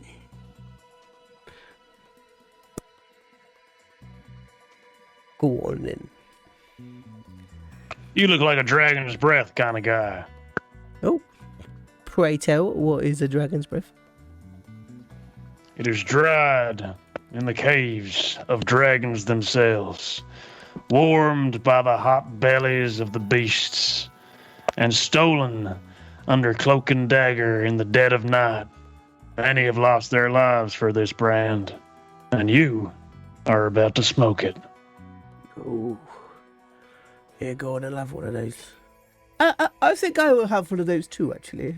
As you hear this other voice from behind, as it's as you see this elf, this high elf, very tall, with sort of long features, and the skin is sort of slightly golden. Yes, it sounds like a very good idea. Sounds good to me. And Phatts clicks his fingers, and one of Rix's siblings is suddenly beside him. Ooh. I'll have 3 dragon's breath, please. And a dragon to deliver it. As you see, I think it's going to be Barrel. No, it's not. I think it's going to be someone else. I think it's Justin, actually. It's one of the two. Not that Justin. It's one of the two eldest, Justin and Mary. As Justin is to bringing it over. And his face, when he is called a dragon by an elf. Like, this is seriously exciting for the family to be up here. As he comes over with 3 cigars. 3? If there's 3 people there, yep, 3, one for myself, one for each of them. And it's sort of like they come over with a cutter and everything else. As you start to kind of bring a crowd around you with the spiel, as you begin to talk about the cigars. As you look down, you notice that then actually a card has been placed on the platter. As you kind of pick it up, you see it's Lord Arrowright. And Lord Arrowright. ARA. Yeah, Arrowright. Great. As you look up, and he kind of just gives you a small nod and wanders off with his cigar, denoting that he would like to talk to you later. Yeah. I think then who comes down? No, actually, I'm going to leave Baggi till last, actually. So, Pups, what are you wearing?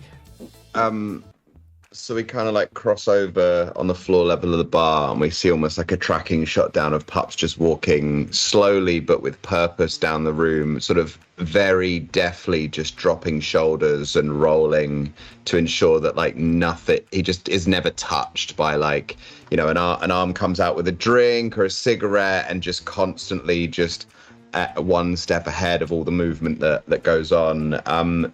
He's there and like, underneath he's got his normal outfit on, but over the top he's got like you almost think Varys from Game of Thrones, like a big kind of wraparound robe kind of thing with very wide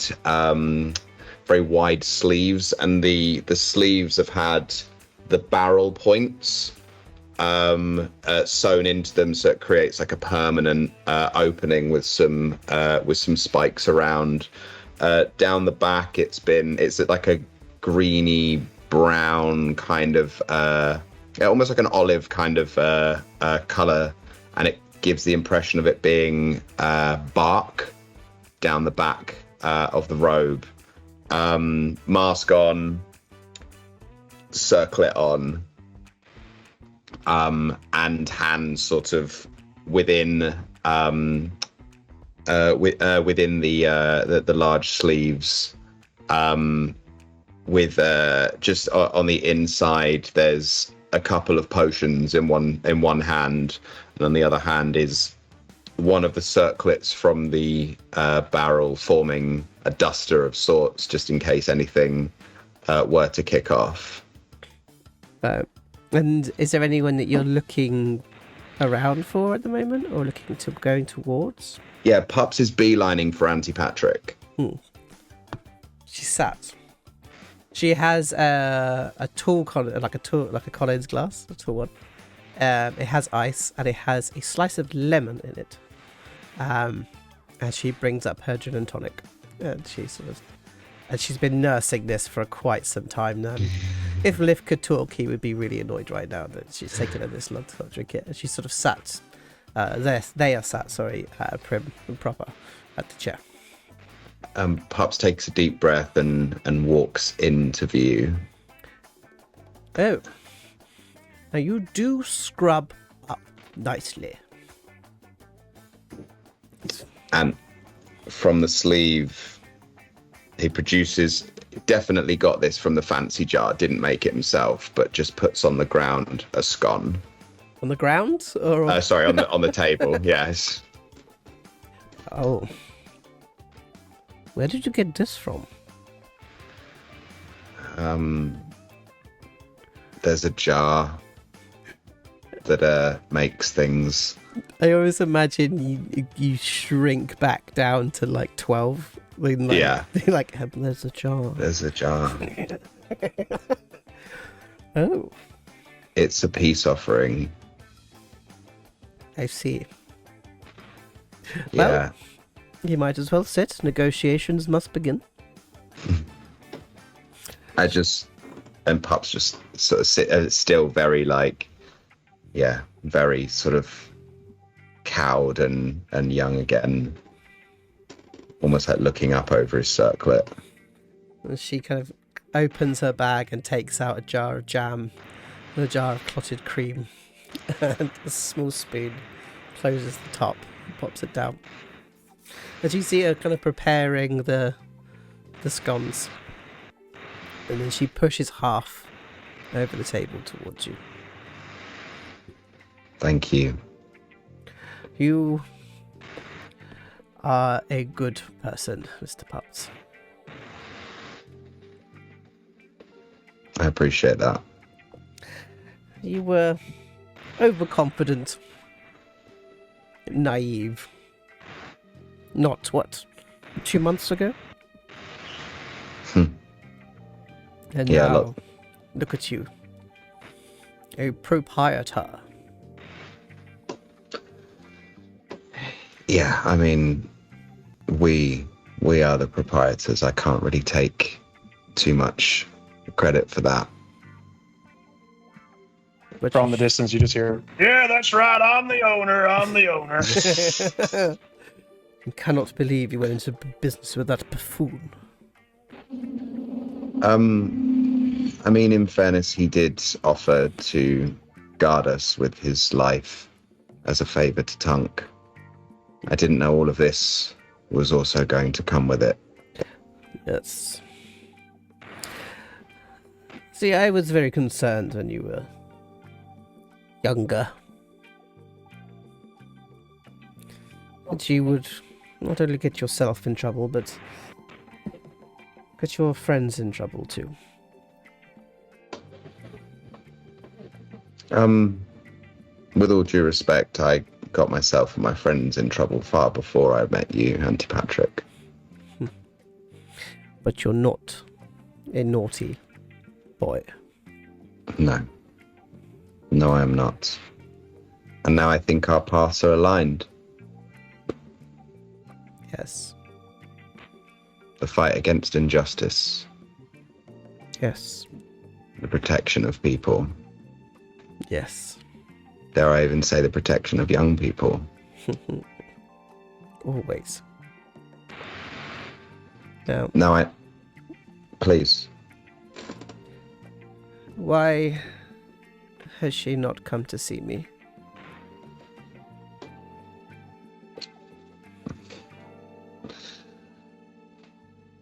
If I had the slightest inclination into the mindset of Oshisota, I would provide you with that information.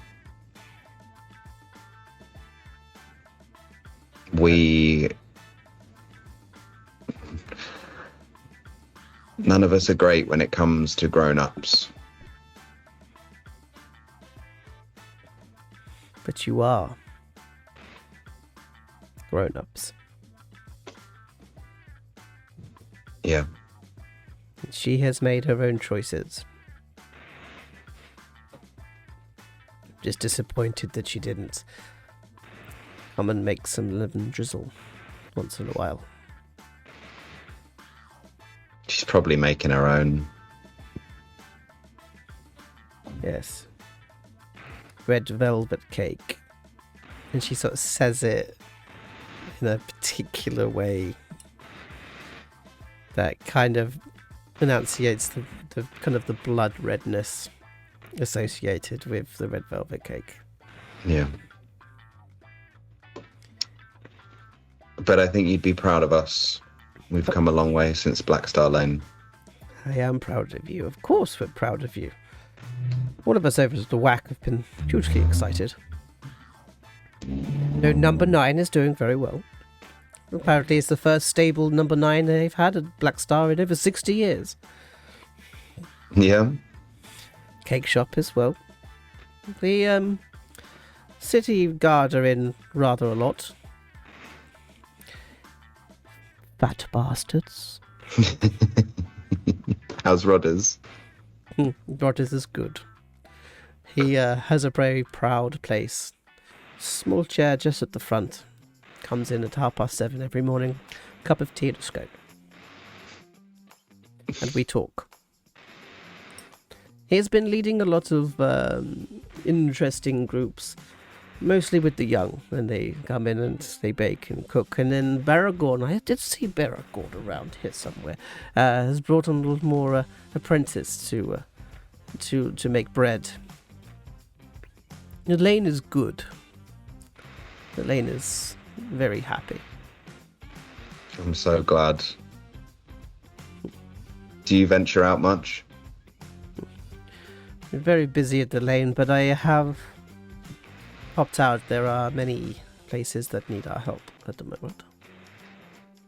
The war and the Zentarum and the Xanathar is... But anyway, this is an evening of celebration. I know I have no real right to do this, but I really need your help. Go on. There's a market not far from Black Star Lane, and there's a young goblin who runs a stall there. I used to call in on them from time to time, but at the moment it's proving too dangerous, and I want no harm to come to them. If you happen to be in the area, could you just check in from time to time? Maybe give them a cake or something. What do they sell, did you say?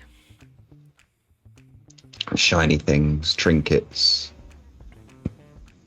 occasional magic item. She kind of brings her hand over and just puts her hand on your hand. Now, eat your scone. You need something to soak up all the alcohol. Yes. And that Pups almost like there's almost like a nervous okay. And she takes a bite of the scone, and you just see her face like, and she just puts it and slides it across the table away from her. As the two of you sort of sit, sort of talking, as we swing into another room, as we see Baggi, as she hears, what she hears is, of course, and the sound of the hand going onto your hand. We can definitely go and look into him. And then, as she swipes across from the fireflies, and Baggi, what are you wearing after listening to that conversation? Baggi has been dressed by Oshisota this evening. She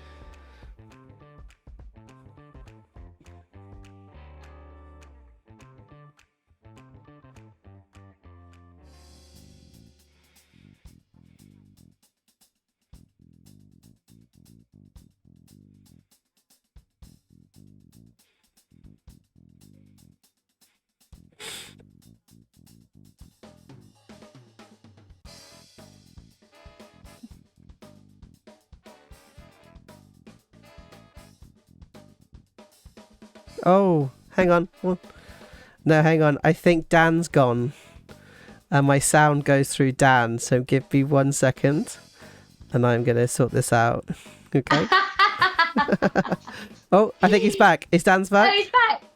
Yeah, sorry everybody. So we'll go back. So go back. So yes, so what is it you're wearing? So Baggi's wearing she's dressed her, and she's wearing a dark grey, slightly shimmery, very, very beautiful evening gown that she's stolen from some noble in the past. And there was a conversation which was essentially Baggi going, I don't want this bit out. And Oshi just being like, just have that bit out. And Baggi being like, no. And then I feel like they were just drinking a lot of fizzy wine. And Oshi left.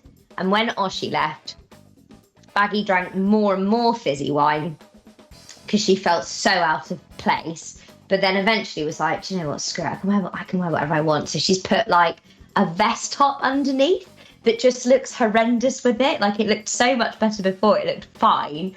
So now she's got this gorgeous like grey shimmery evening gown, but then like literally a manky vest. I'm just completely covering her chest. Her arms are out. She's got no jewellery on. And she's attempting to wear some like dainty shoes, which are very different to her big boots. She does, however, have a tool belt around her waist as well, because she feels very out of place without it. You know how someone can ruin a nice outfit with a terrible bag? That's what Baggi's doing tonight. So you're sat in the office, like in the round room, and you're literally flicking through the fireflies. So you caught that last section of the conversation, which was literally, of course, we'll look into looking for him and the sound of eating, and then you switched over to somebody else. It's like, oh, you are the most beautiful being of ever. Just flicks over. Oh, you must hear the touch. Flicks over, and he sort of like, you're just flicking through the channels of the tables. Great.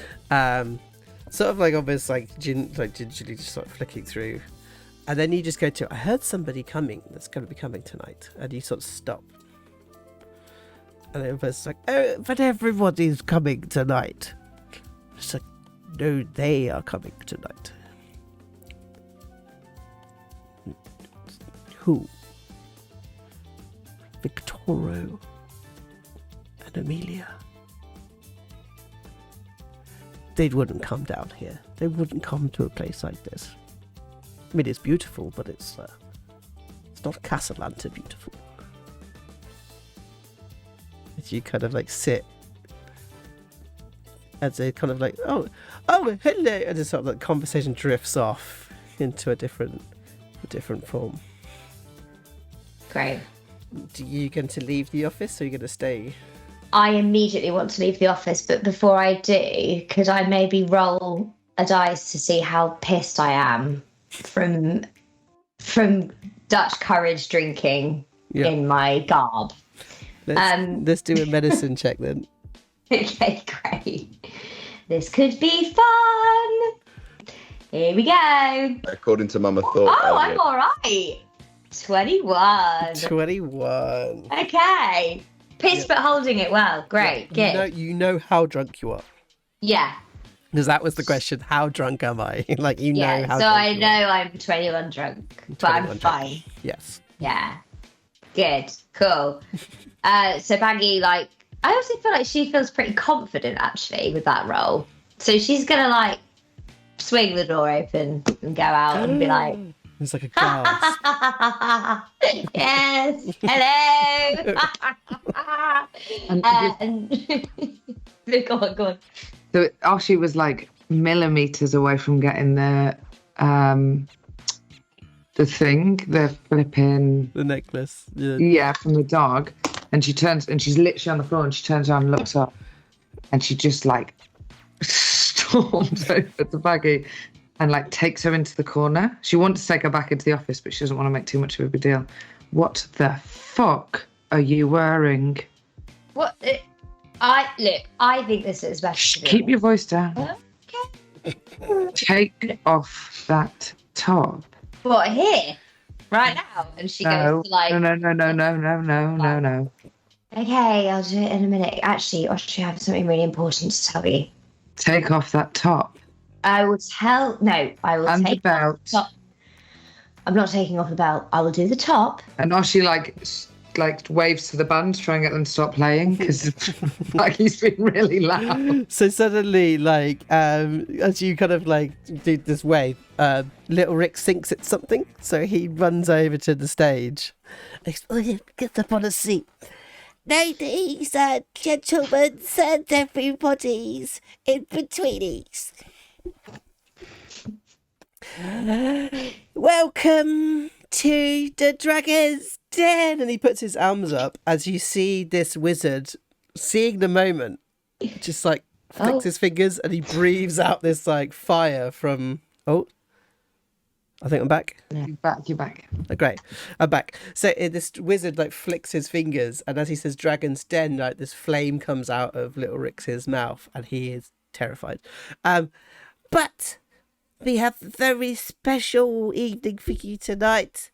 I would like to introduce the wonderful 3 strings. And he puts his hands up into the air like this as they begin to play, as they kick into a track that you've heard many times before. Maybe like when fighting a certain creature that crawled out of a hole.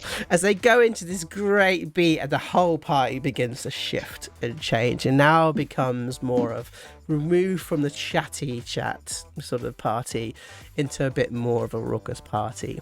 As the famous, let me just grab his full name, my apologies. The famous Matrim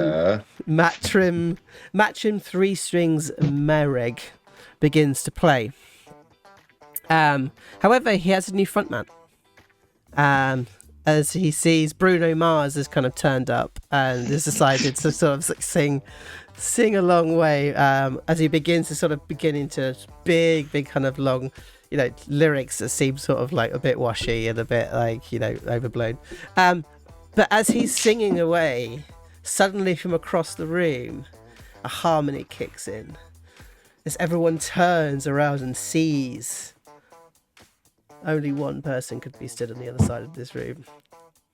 as Baxter Backlewright begins No. his saunter through the crowd. No. And they No. begin their harmonies as they then come and join the band, as we have these like Hi. legends. Yeah, Hi. literally. Hi. Baxter Backlewright. Hi. And it's like they begin to sort of like sing. And there's a sort of a short moment that all of you sort of look up at Baxter as he's beginning to sing, as people are getting really into it. No. No. No. This is all going downhill.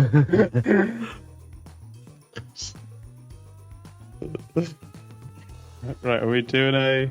Yeah, I was gonna say, know. do we Are we doing roll? checks? Okay, This so what is- do you want to do?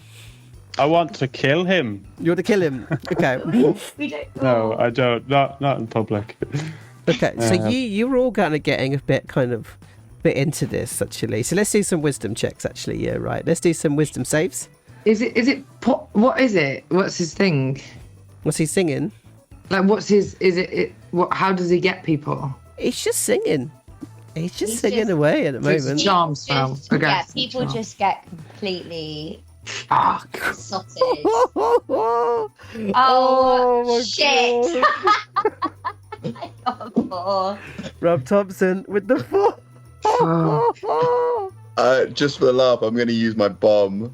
No! Literally, You got a saver. if you rolled under a 10, I was probably going to do a TPK based on a song. That was like... So obviously, Big Phatts and Baggi are besotted. I didn't know we had Baxter coming. Do you know we had Baxter coming? You know he's the best singer in Waterdeep. He's just so good at singing. It's like he's done it his whole entire life. Maybe even longer. I'm giving him free cigars all night. I'm going to take my vest off. So Baggi and Oshi, you're together. Oshi, you're trying to take the belt off, whilst Baggi is trying to get out of her vest and sort of like tries to get towards Baxter. But you're also completely distracted by Baxter. You're not as in as those two are, but you're able to kind of like you're still distracting from what's kind of happening. Pups, you know what's happening. You know what's going on. You know that the voice is beginning to not just charm but enthrall people, and actually you have seen the aftermath of one of these events, and you place the 2 and 2 together, because I don't think you guys actually investigated it that much. So you begin to kind of put 2 and 2 together of like, okay, this is what happened over at the Dragon. What was the name of that pub? Skewered Dragon. Skewered Dragon. Skewered Dragon. As you begin to see people like starting to really get into it and start to move forward, there's like a moment of you can see this man like grabs hold of a woman's shoulder and rips her out of the way so he can get a bit closer towards the stage.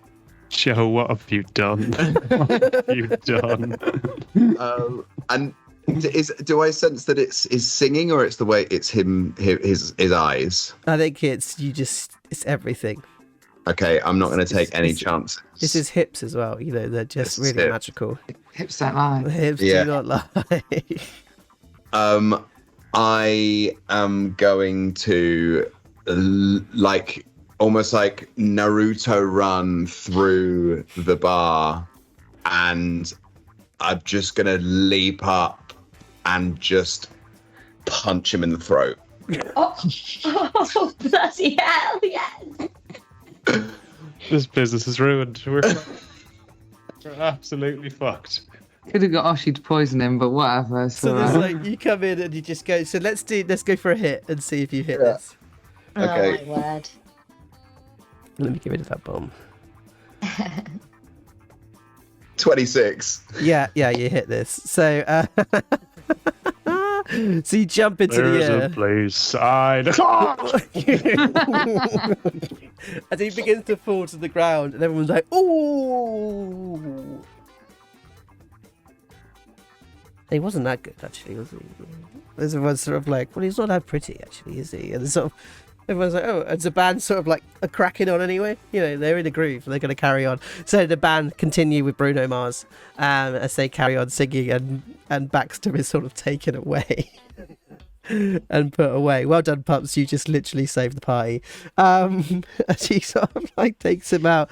As I think at this point is where Baggy's like this with the vest. But you're now in the swing of it, so you're just going to carry on. And I think, Oshi, you're still behind her trying to undo the belt. Big Phatts, you have found yourself in the centre of the dance floor. What the hell am I doing here? Is there a like a circle formed? Yes. That's foot starts tapping. And then he's going to try and bust out the robot. Oh! I'm going to give you, I want a performance check. And I'm going to give you advantage because you are a robot. Great, Yeah. thanks. Right. Thanks. Okay. Phatts is super awkward. He's not a dancer, but he's very keen on making this a good evening for everyone. And he knows that after the spectacle of one of the biggest celebrity singers in Waterdeep getting punched in the throat, it's going to take something big to try and take over people's memory. Yep. I call this one the robot.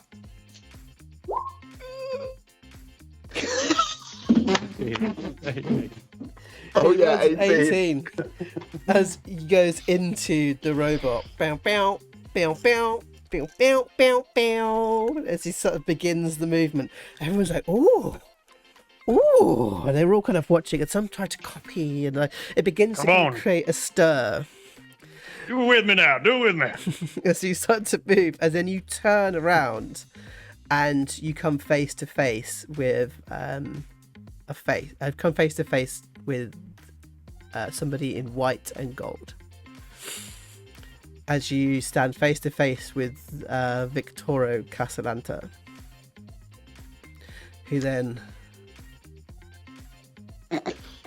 begins to kind of come into the dance and starts dancing with you. And you go into a robot dance off. Okay. This is something that actually now has turned into pretty much the major event of the summer. Unbeknownst to you, you've all actually opened the summer season with the opening of the bar. And this has become now that the Casalanta has entered the dance floor, the first dance of the season. First dance off the season. But yeah, well done, nicely done. So let's have a look. She said that with so much disdain. Well done. Yeah, Yeah, mate. well done, Shut the yeah. fuck up. Yeah, well, yeah. yeah, valued member. Stick to recaps, you prick. Okay. Alrighty. So so he's going to do a little performance roll, and you're going to do a performance roll. I'm gonna give you disadvantage, Joe. You're going to give you disadvantage. Yeah, You fuck wanna- that guy. You want to make a fool. You want to make a fool of him. Okay. Yeah, I do. Oh, Alright, so let's go with disadvantage. Oh, it's rolled it in secret, but I will give you the numbers. Alright, cool. So he rolls a 6 with disadvantage. Okay, I know this is Victorio Casalanta. Um, I'll do a roll. Will I do a roll for it? yeah, let's do a roll for it. What do you reckon? Intelligence? I think it's a history check. Okay, good. There are negative ones anyway. Pichu! 5. Nope. So I'm beating this motherfucker. you have no idea. You're like, yeah, this is just a person. I'm wiping the floor with this little prick. Performance. Let's go. Straight, no advantage. Don't even. Because it's a fucking crit. Yeah, So baby. do you want to explain to me what happens here in this whole thing? Like, So I want all the Victoria- back chat. I want everything that you do to destroy him on this dance floor. Great. So Victoro goes for his shite robot. He's all fluid. He's all doing this, but he finishes on one of these, right? And then Phatts he hits it, spins it, which touches him on the shoulder. His left shoulder pops down as his right one pops up. His hips somehow spin separate of his body as then the top then comes back into the hips again, like that. The head keeps going, however, and spins the whole way around. Suddenly a cigar pops out of his mouth, pre-lit, and starts to create a kind of like smoking, billowing effect that, as the body is spinning, goes up into a little cyclone going towards the sky. And Phatts finishes on a kind of like chopping move as he chops and then stops through it. The smoke separates and spins into two dragon heads that separate out towards the other side. And Phatts finishes on, Nobody beats me at the robot, bitch! That's Lord. Lord, what? And everyone's like, ooh, ooh. It's just sort of like a hush that kind of goes around. Very well done. Mr. Fats. Big Fats. The owner? That's right. Myself and my good lady. As you sort of walk, as you see, like, Miss Constance's already at the bar. She's like hanging over the bar, actually, like asking for drinks and getting drinks for everybody. She's become this kind of center of party around the bar. Please, maybe we should get a drink or a smoke. Well, you put up quite a battle there on the DF, or the dance floor, as I call it. How about I treat you to, hell, it seems a good time as any. You ever tried the fat lady? Yes. It's very enjoyable. Well, That would be perfect. Good. It's on the house. So is there any kind of walks towards a table, and the table just sort of clears? It's one of the back booth rooms, so it's one of the more private ones. I think, remember the descriptions you said that as you become further into the bar, it becomes more private. They sort of walk over towards there, and people just get out of the way, and they just clear the table, and he sits down. Will you join me, Mr. Phatts? Absolutely. It would be a pleasure. She kind of like slide down and sit down next to him. I think of you guys. I think, can I get some perception checks from everyone, especially Baggi, because I think you're distracted with your I was going vest. to say, I'll do perception with disadvantage, I think. Oh, 21. Very nice. Yes. Do you think Oshi does it with advantage because she knows these two? No, Okay. it's still a very crowded Oh. room. 18. I think Baggi and Oshi. Baggi, you notice both Victoria Castellanta and Amelia Castellanta. Mm-hmm. I think the noise, the sound of that voice for Oshi has beelined her to the bar. Pups, I think I don't know what would mean that you would have such a low perception score at this time. I know. I've got high passive too. I'm thinking bathroom. Yeah. Yeah. Nice. Yeah. Not even in the room. Like I'm somewhere outside else. with Baxter. Yeah. I'm taking Baxter out the back. Oh, yeah, of course. Strangling him to death. You will never sing again. Not until the sequel. Not until the sequel. I don't care who you are. What are you? So the kind of like we see you go into a booth with Victoro, Baggi, and Oshi. Where do you want to go with this? Well, I feel like Oshi literally has stopped trying to get the tool belt off, and I think we both see it at the same time, and we realise what's going on. So Baggy's just going to turn to Oshi and be like, that's what I was trying to tell you. They're here. I can see that now. Well, Victoria's with big Phatts. What do we do about... She just like nods over to the bar. She doesn't want to talk too loud. Yeah, and you just hear. Yeah. Well, she knows me and she probably thinks I'm dead. Do you think she'd recognise me if I was Baggalina? Ooh, hello, I'm Baggalina.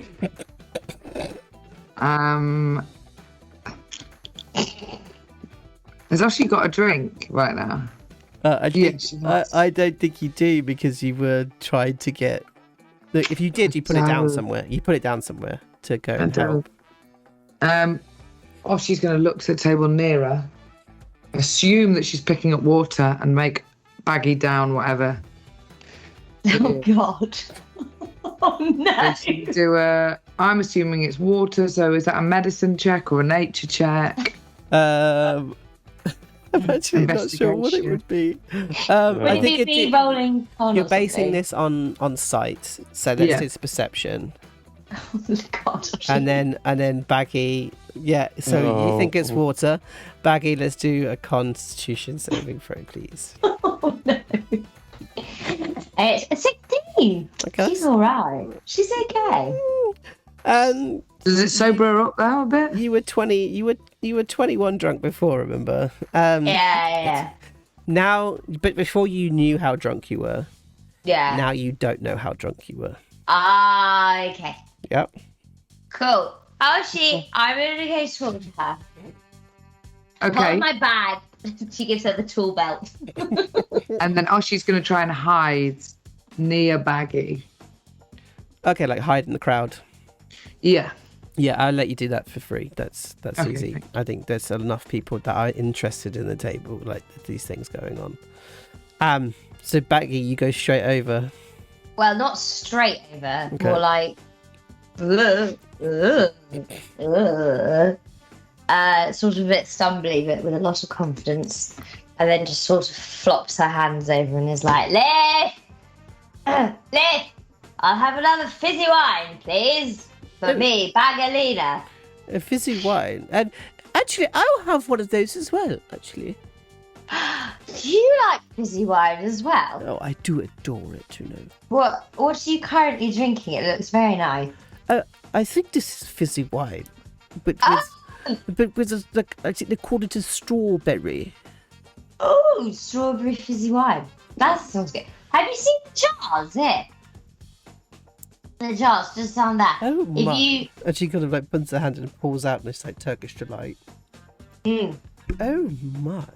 Yeah, it's one of the things that we do here.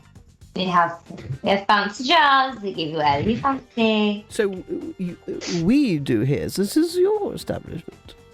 Yes, this is my establishment. I mean, I don't do much here. I just sort of swan about in my fancy clothes.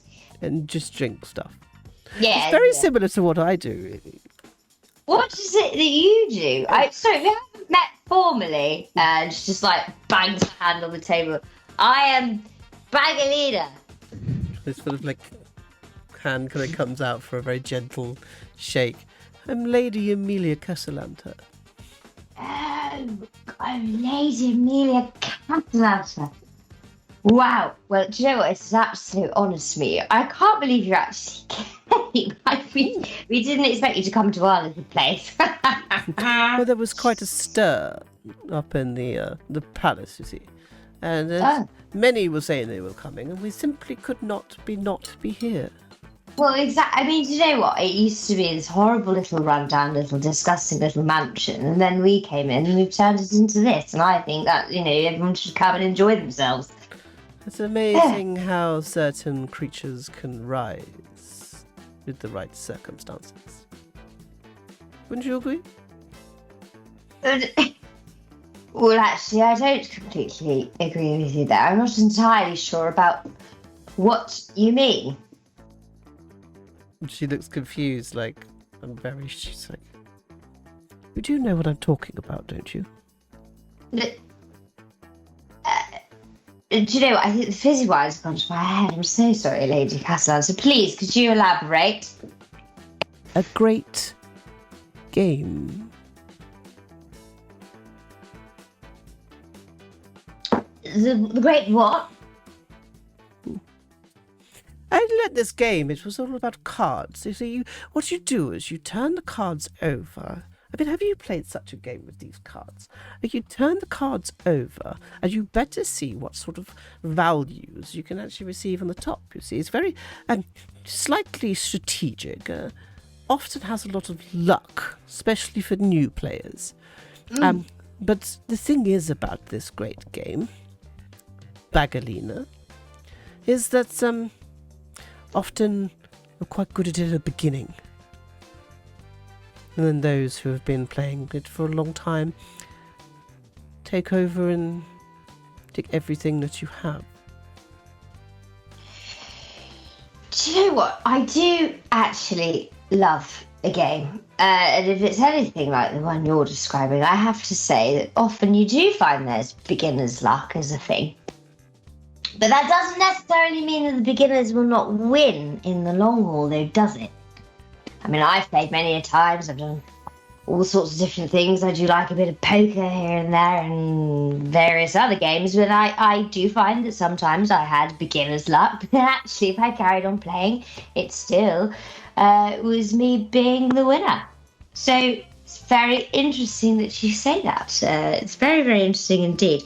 I just think a game is a game is a game, is it not? Yes.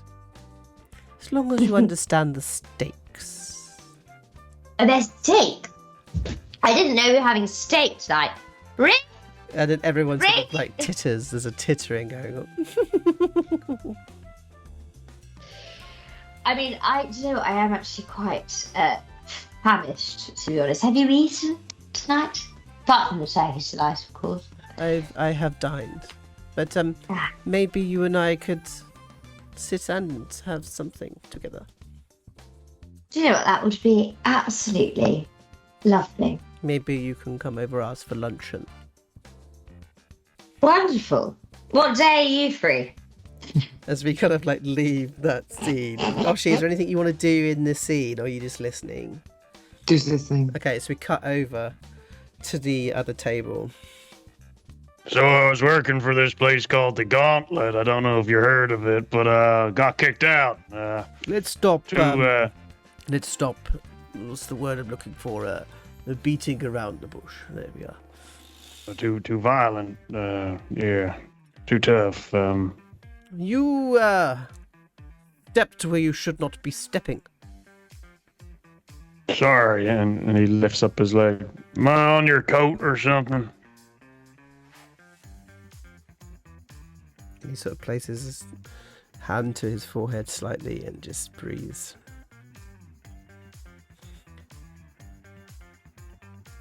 You and your friends have joined something, and you have something that should be mine. How much do you want for it?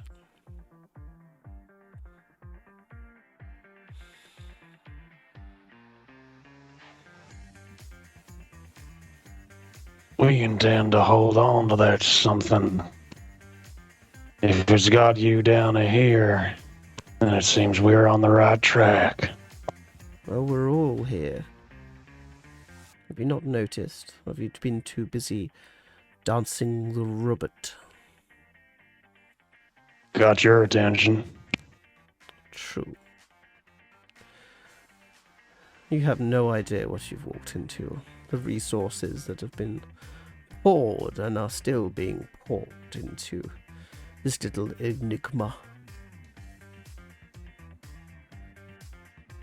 I don't need to know. You also don't know the stakes that are placed upon this. Why don't you inform me, man? I'm not going to show you my cards, Mr. Big Phatts. I'm simply going to warn you. Back off. And return the things to me.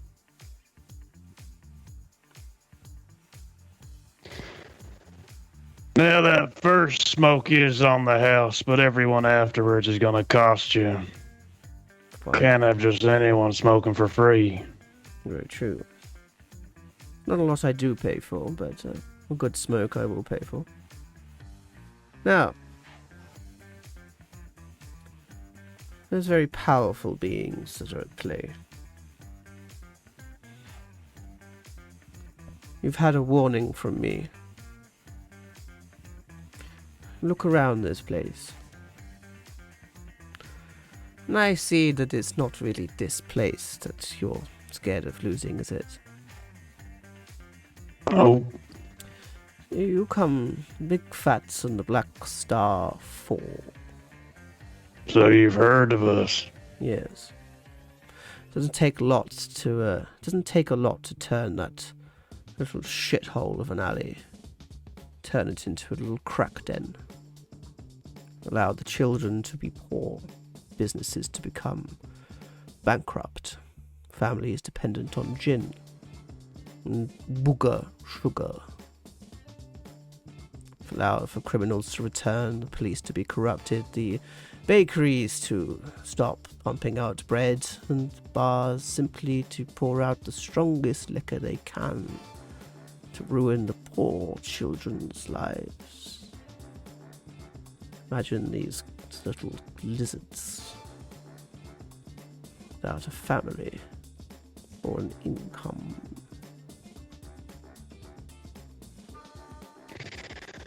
You know, the kobold is more resilient than most people think. They can eat just about anything. They can survive in the toughest conditions.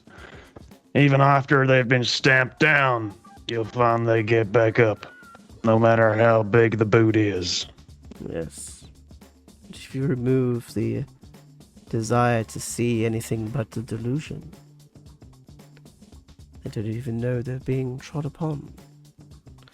It's very easy to change such things, Mr. Big Phatts. So I won't come for you. I'll come for them.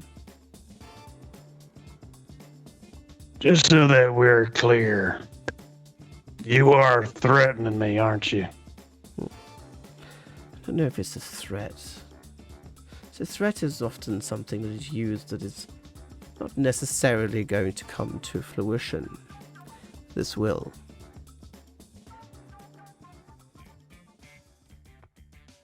Oh, my favourite song. He kind of turned slightly to listen to the music. I'm about to ask you to leave. Throwing out a lord. That'd be interesting for business. Sure would. But as you said already, don't care much for this place. Well, I won't. He takes a drag and then stubs the cigar, onto the ashtray. Stands up. It's a very delightful place you have here. We'll often return, I believe.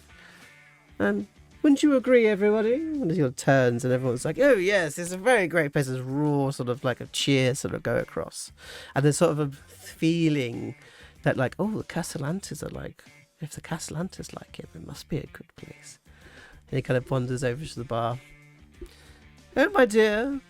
And she's like, oh, Victoria. She sort of takes her hand.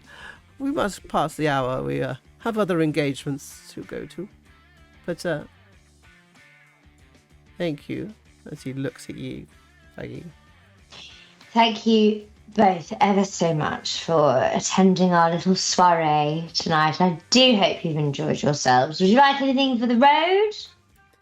As I think this is the point, Pups, when you come in from the toilet. No, but thank you. Please, and Lady Castellan say, remember the luncheon? Lovely to see you. Absolutely, darling. Of course, I will be there. She kind of looks around and all of you, and trying to see, because she knows there's 4 of you, but can only see 2 of you. And then she turns and she sees you, Pups, come through the door, and the eyes sort of meet. Bang.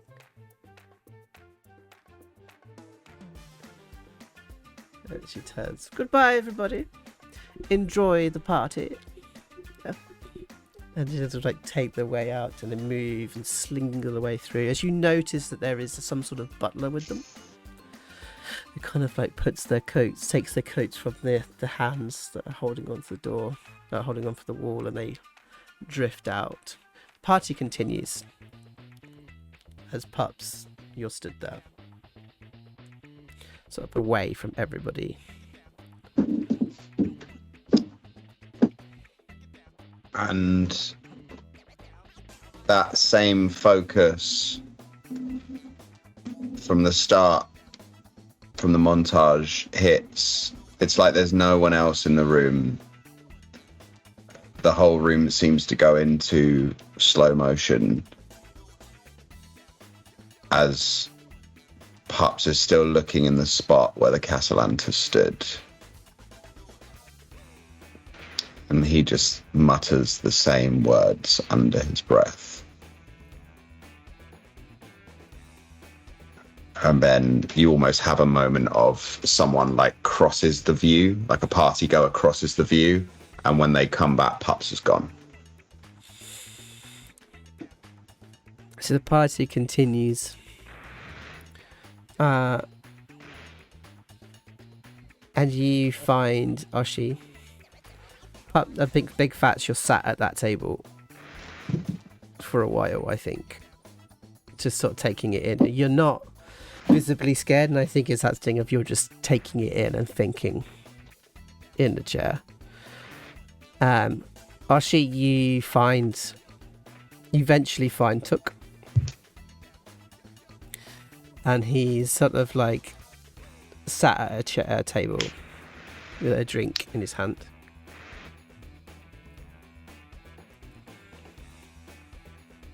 Took him. He doesn't respond.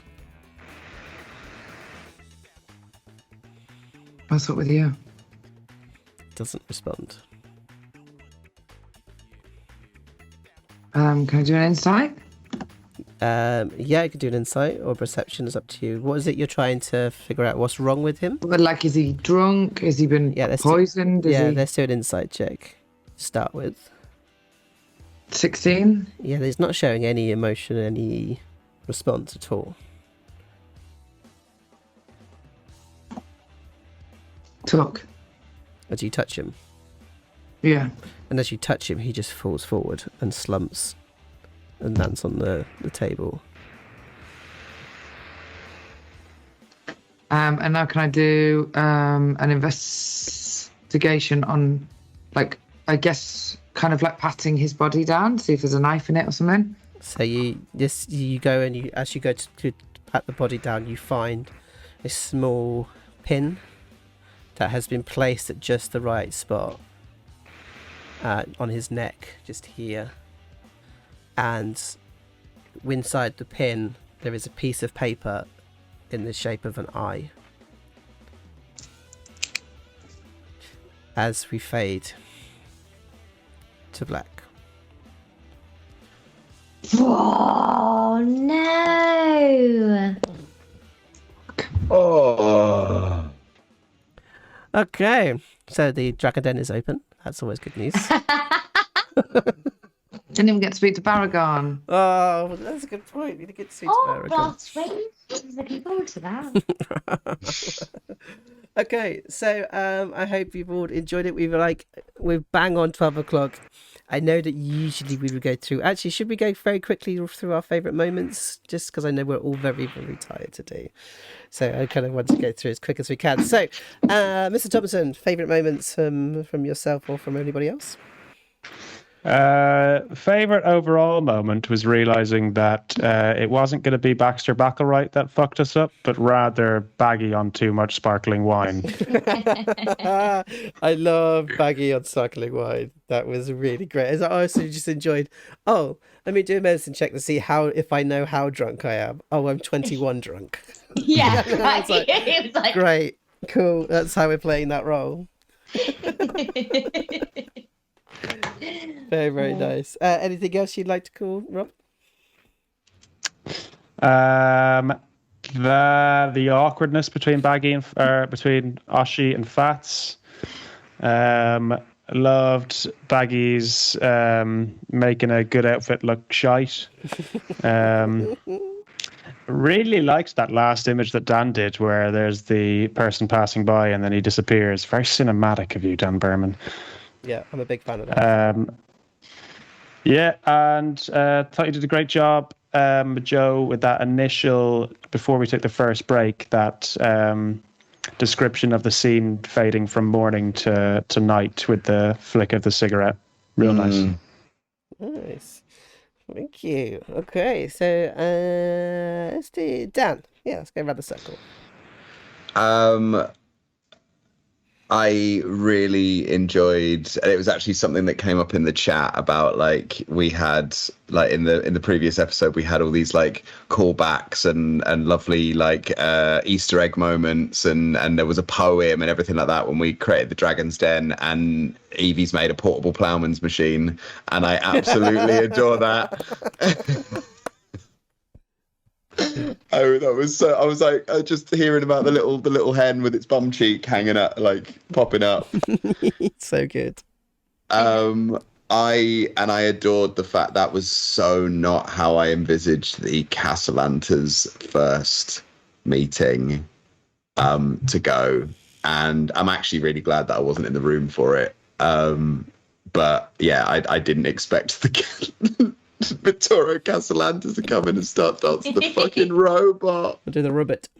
Yeah. The ribbit, yeah. And is it Emilia Castellanta? Mm-hmm. Being a complete party lush, like leaning over the bar and being like, everyone drinks, let's go. Like, that is, I've built them up so much in my head as evil people and forgot that they were also people. And evil. And evil. Socialites, massive socialites. Yeah, as well. socialites. Yeah. Nice. Really, really good. Okay, Evie, what was your kind of favourite moments today? Oh my gosh, I always make notes because there's so many and I never want to forget. So, Joe, to echo Rob, your segue from us in the bar with the cigarette flick going into when everyone's there, genius. And also I hate him, but I love Victorio. That whole bit at the end when you were being Victorio Castellanta, I was like, oh, he's done it again. Joe's a character that I love to hate. Very scary, just brilliant. Loved that. Gabs, I loved your chat with Took. Because there was this is why it's so heartbreaking. There was such a sense of the relationship there. And it genuinely felt really real. Like, genuinely really real. So I loved that. Dan, loved your punch in the throat. Yeah. Right. Because that saved us. Like, we were actually going to be fucked and it would have gone a completely different way if you weren't just like, okay, I'm the only one that isn't seeing this, so I'm just going to do my monk shit and take them out. So that was great. And I also really enjoyed your chat with Nanny Pat for a similar reason, where it felt like there was a really real, like, proper relationship between the two. Yeah. You know, and seeing how the status changes, because it's true, because you do put yourself in different positions when you meet different people. So I think everyone did that tonight, which I thought was really, really cool. And then Rob, I also really liked seeing like the start of the change in Big Phatts, like seeing more of his soft side coming through from the beginning of the montage to even the stuff with the awkwardness with Oshi. And then also I put #the robot. I literally wrote #the robot because I thought it was brilliant, because I thought that your description of the dance off was just very creative, very true to character for both of you, and just very descriptive and lovely to listen to. So those are my fave bits. Nice. And Gabby. Okay, punch in the throat, the robot, drunk Baggalina, and the reveal of Tuck being dead. Oh, poor Tuck. I'm fuming. Who the fuck? So sad. Also, if we've got a member of the Assassin's Guild being killed in the bar, don't know whether that's going to be good for business. And the Assassins, Communal. and the Assassin's Guild are pissed off at Oshi as well. Yeah. I was I think I have to admit to everybody, I forgot that Baxter Backlright's voice makes people kill each other. That's why as soon as he walked in, I was like, we're fucked. We're absolutely fucked. Would you have genuinely Do you not TPK'd remember us, how that Joe? last one ended? Yes, I would have done. Oh god. Because If we'd have all failed. yeah, you would have all failed. That's such an easy out. This is like your new fireball. Yeah. Being like, all right, Baxter's back. And so you just have to say Baxter's back and you're done. I think for me, I loved the 4.5 seconds of silence between between the That two was of great. you, and then the simple good, and then that was it. I really love the costumes, the description of the costumes, and the clothes that you were wearing. Big fan of the pickled egg machine. Oh, so lovely. Really enjoyed that. Also, I think it was Stuart or someone who said like the previous episode we did was so rich in descriptions and lore and callbacks, and then Baggy's just done bar snacks. so good.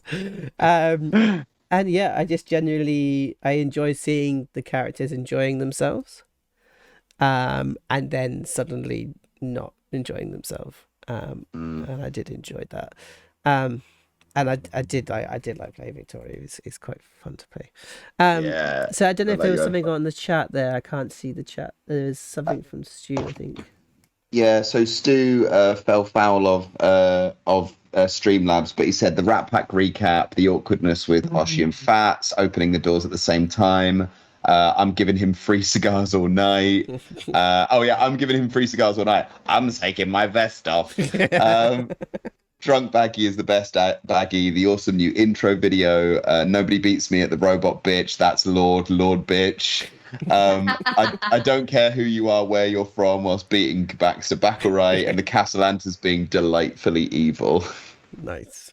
Well, And a lot of love for your segue as well, Joe. With the I almost imagine that as like a 360 view, like a Matrix-esque thing, as it follows the flight of the cigarette, and then as there's a huge swell of voices. well, we are in Matrix week, so you know that's what it is. So I'm going to say it's been an absolute pleasure playing with the four of you to this evening. I think you could all say the same for each other. It's lovely to see you play. Really lovely to see you guys on the chat. It's so good to have. Hope you enjoyed yourselves. If you have enjoyed it and you haven't yet given us a follow, then do give us a follow or a sub. It's been lovely. It's September, which means it's a bit cheaper to do some subs and thing. If you have been looking at the background, I hope you enjoyed it. And join us next time.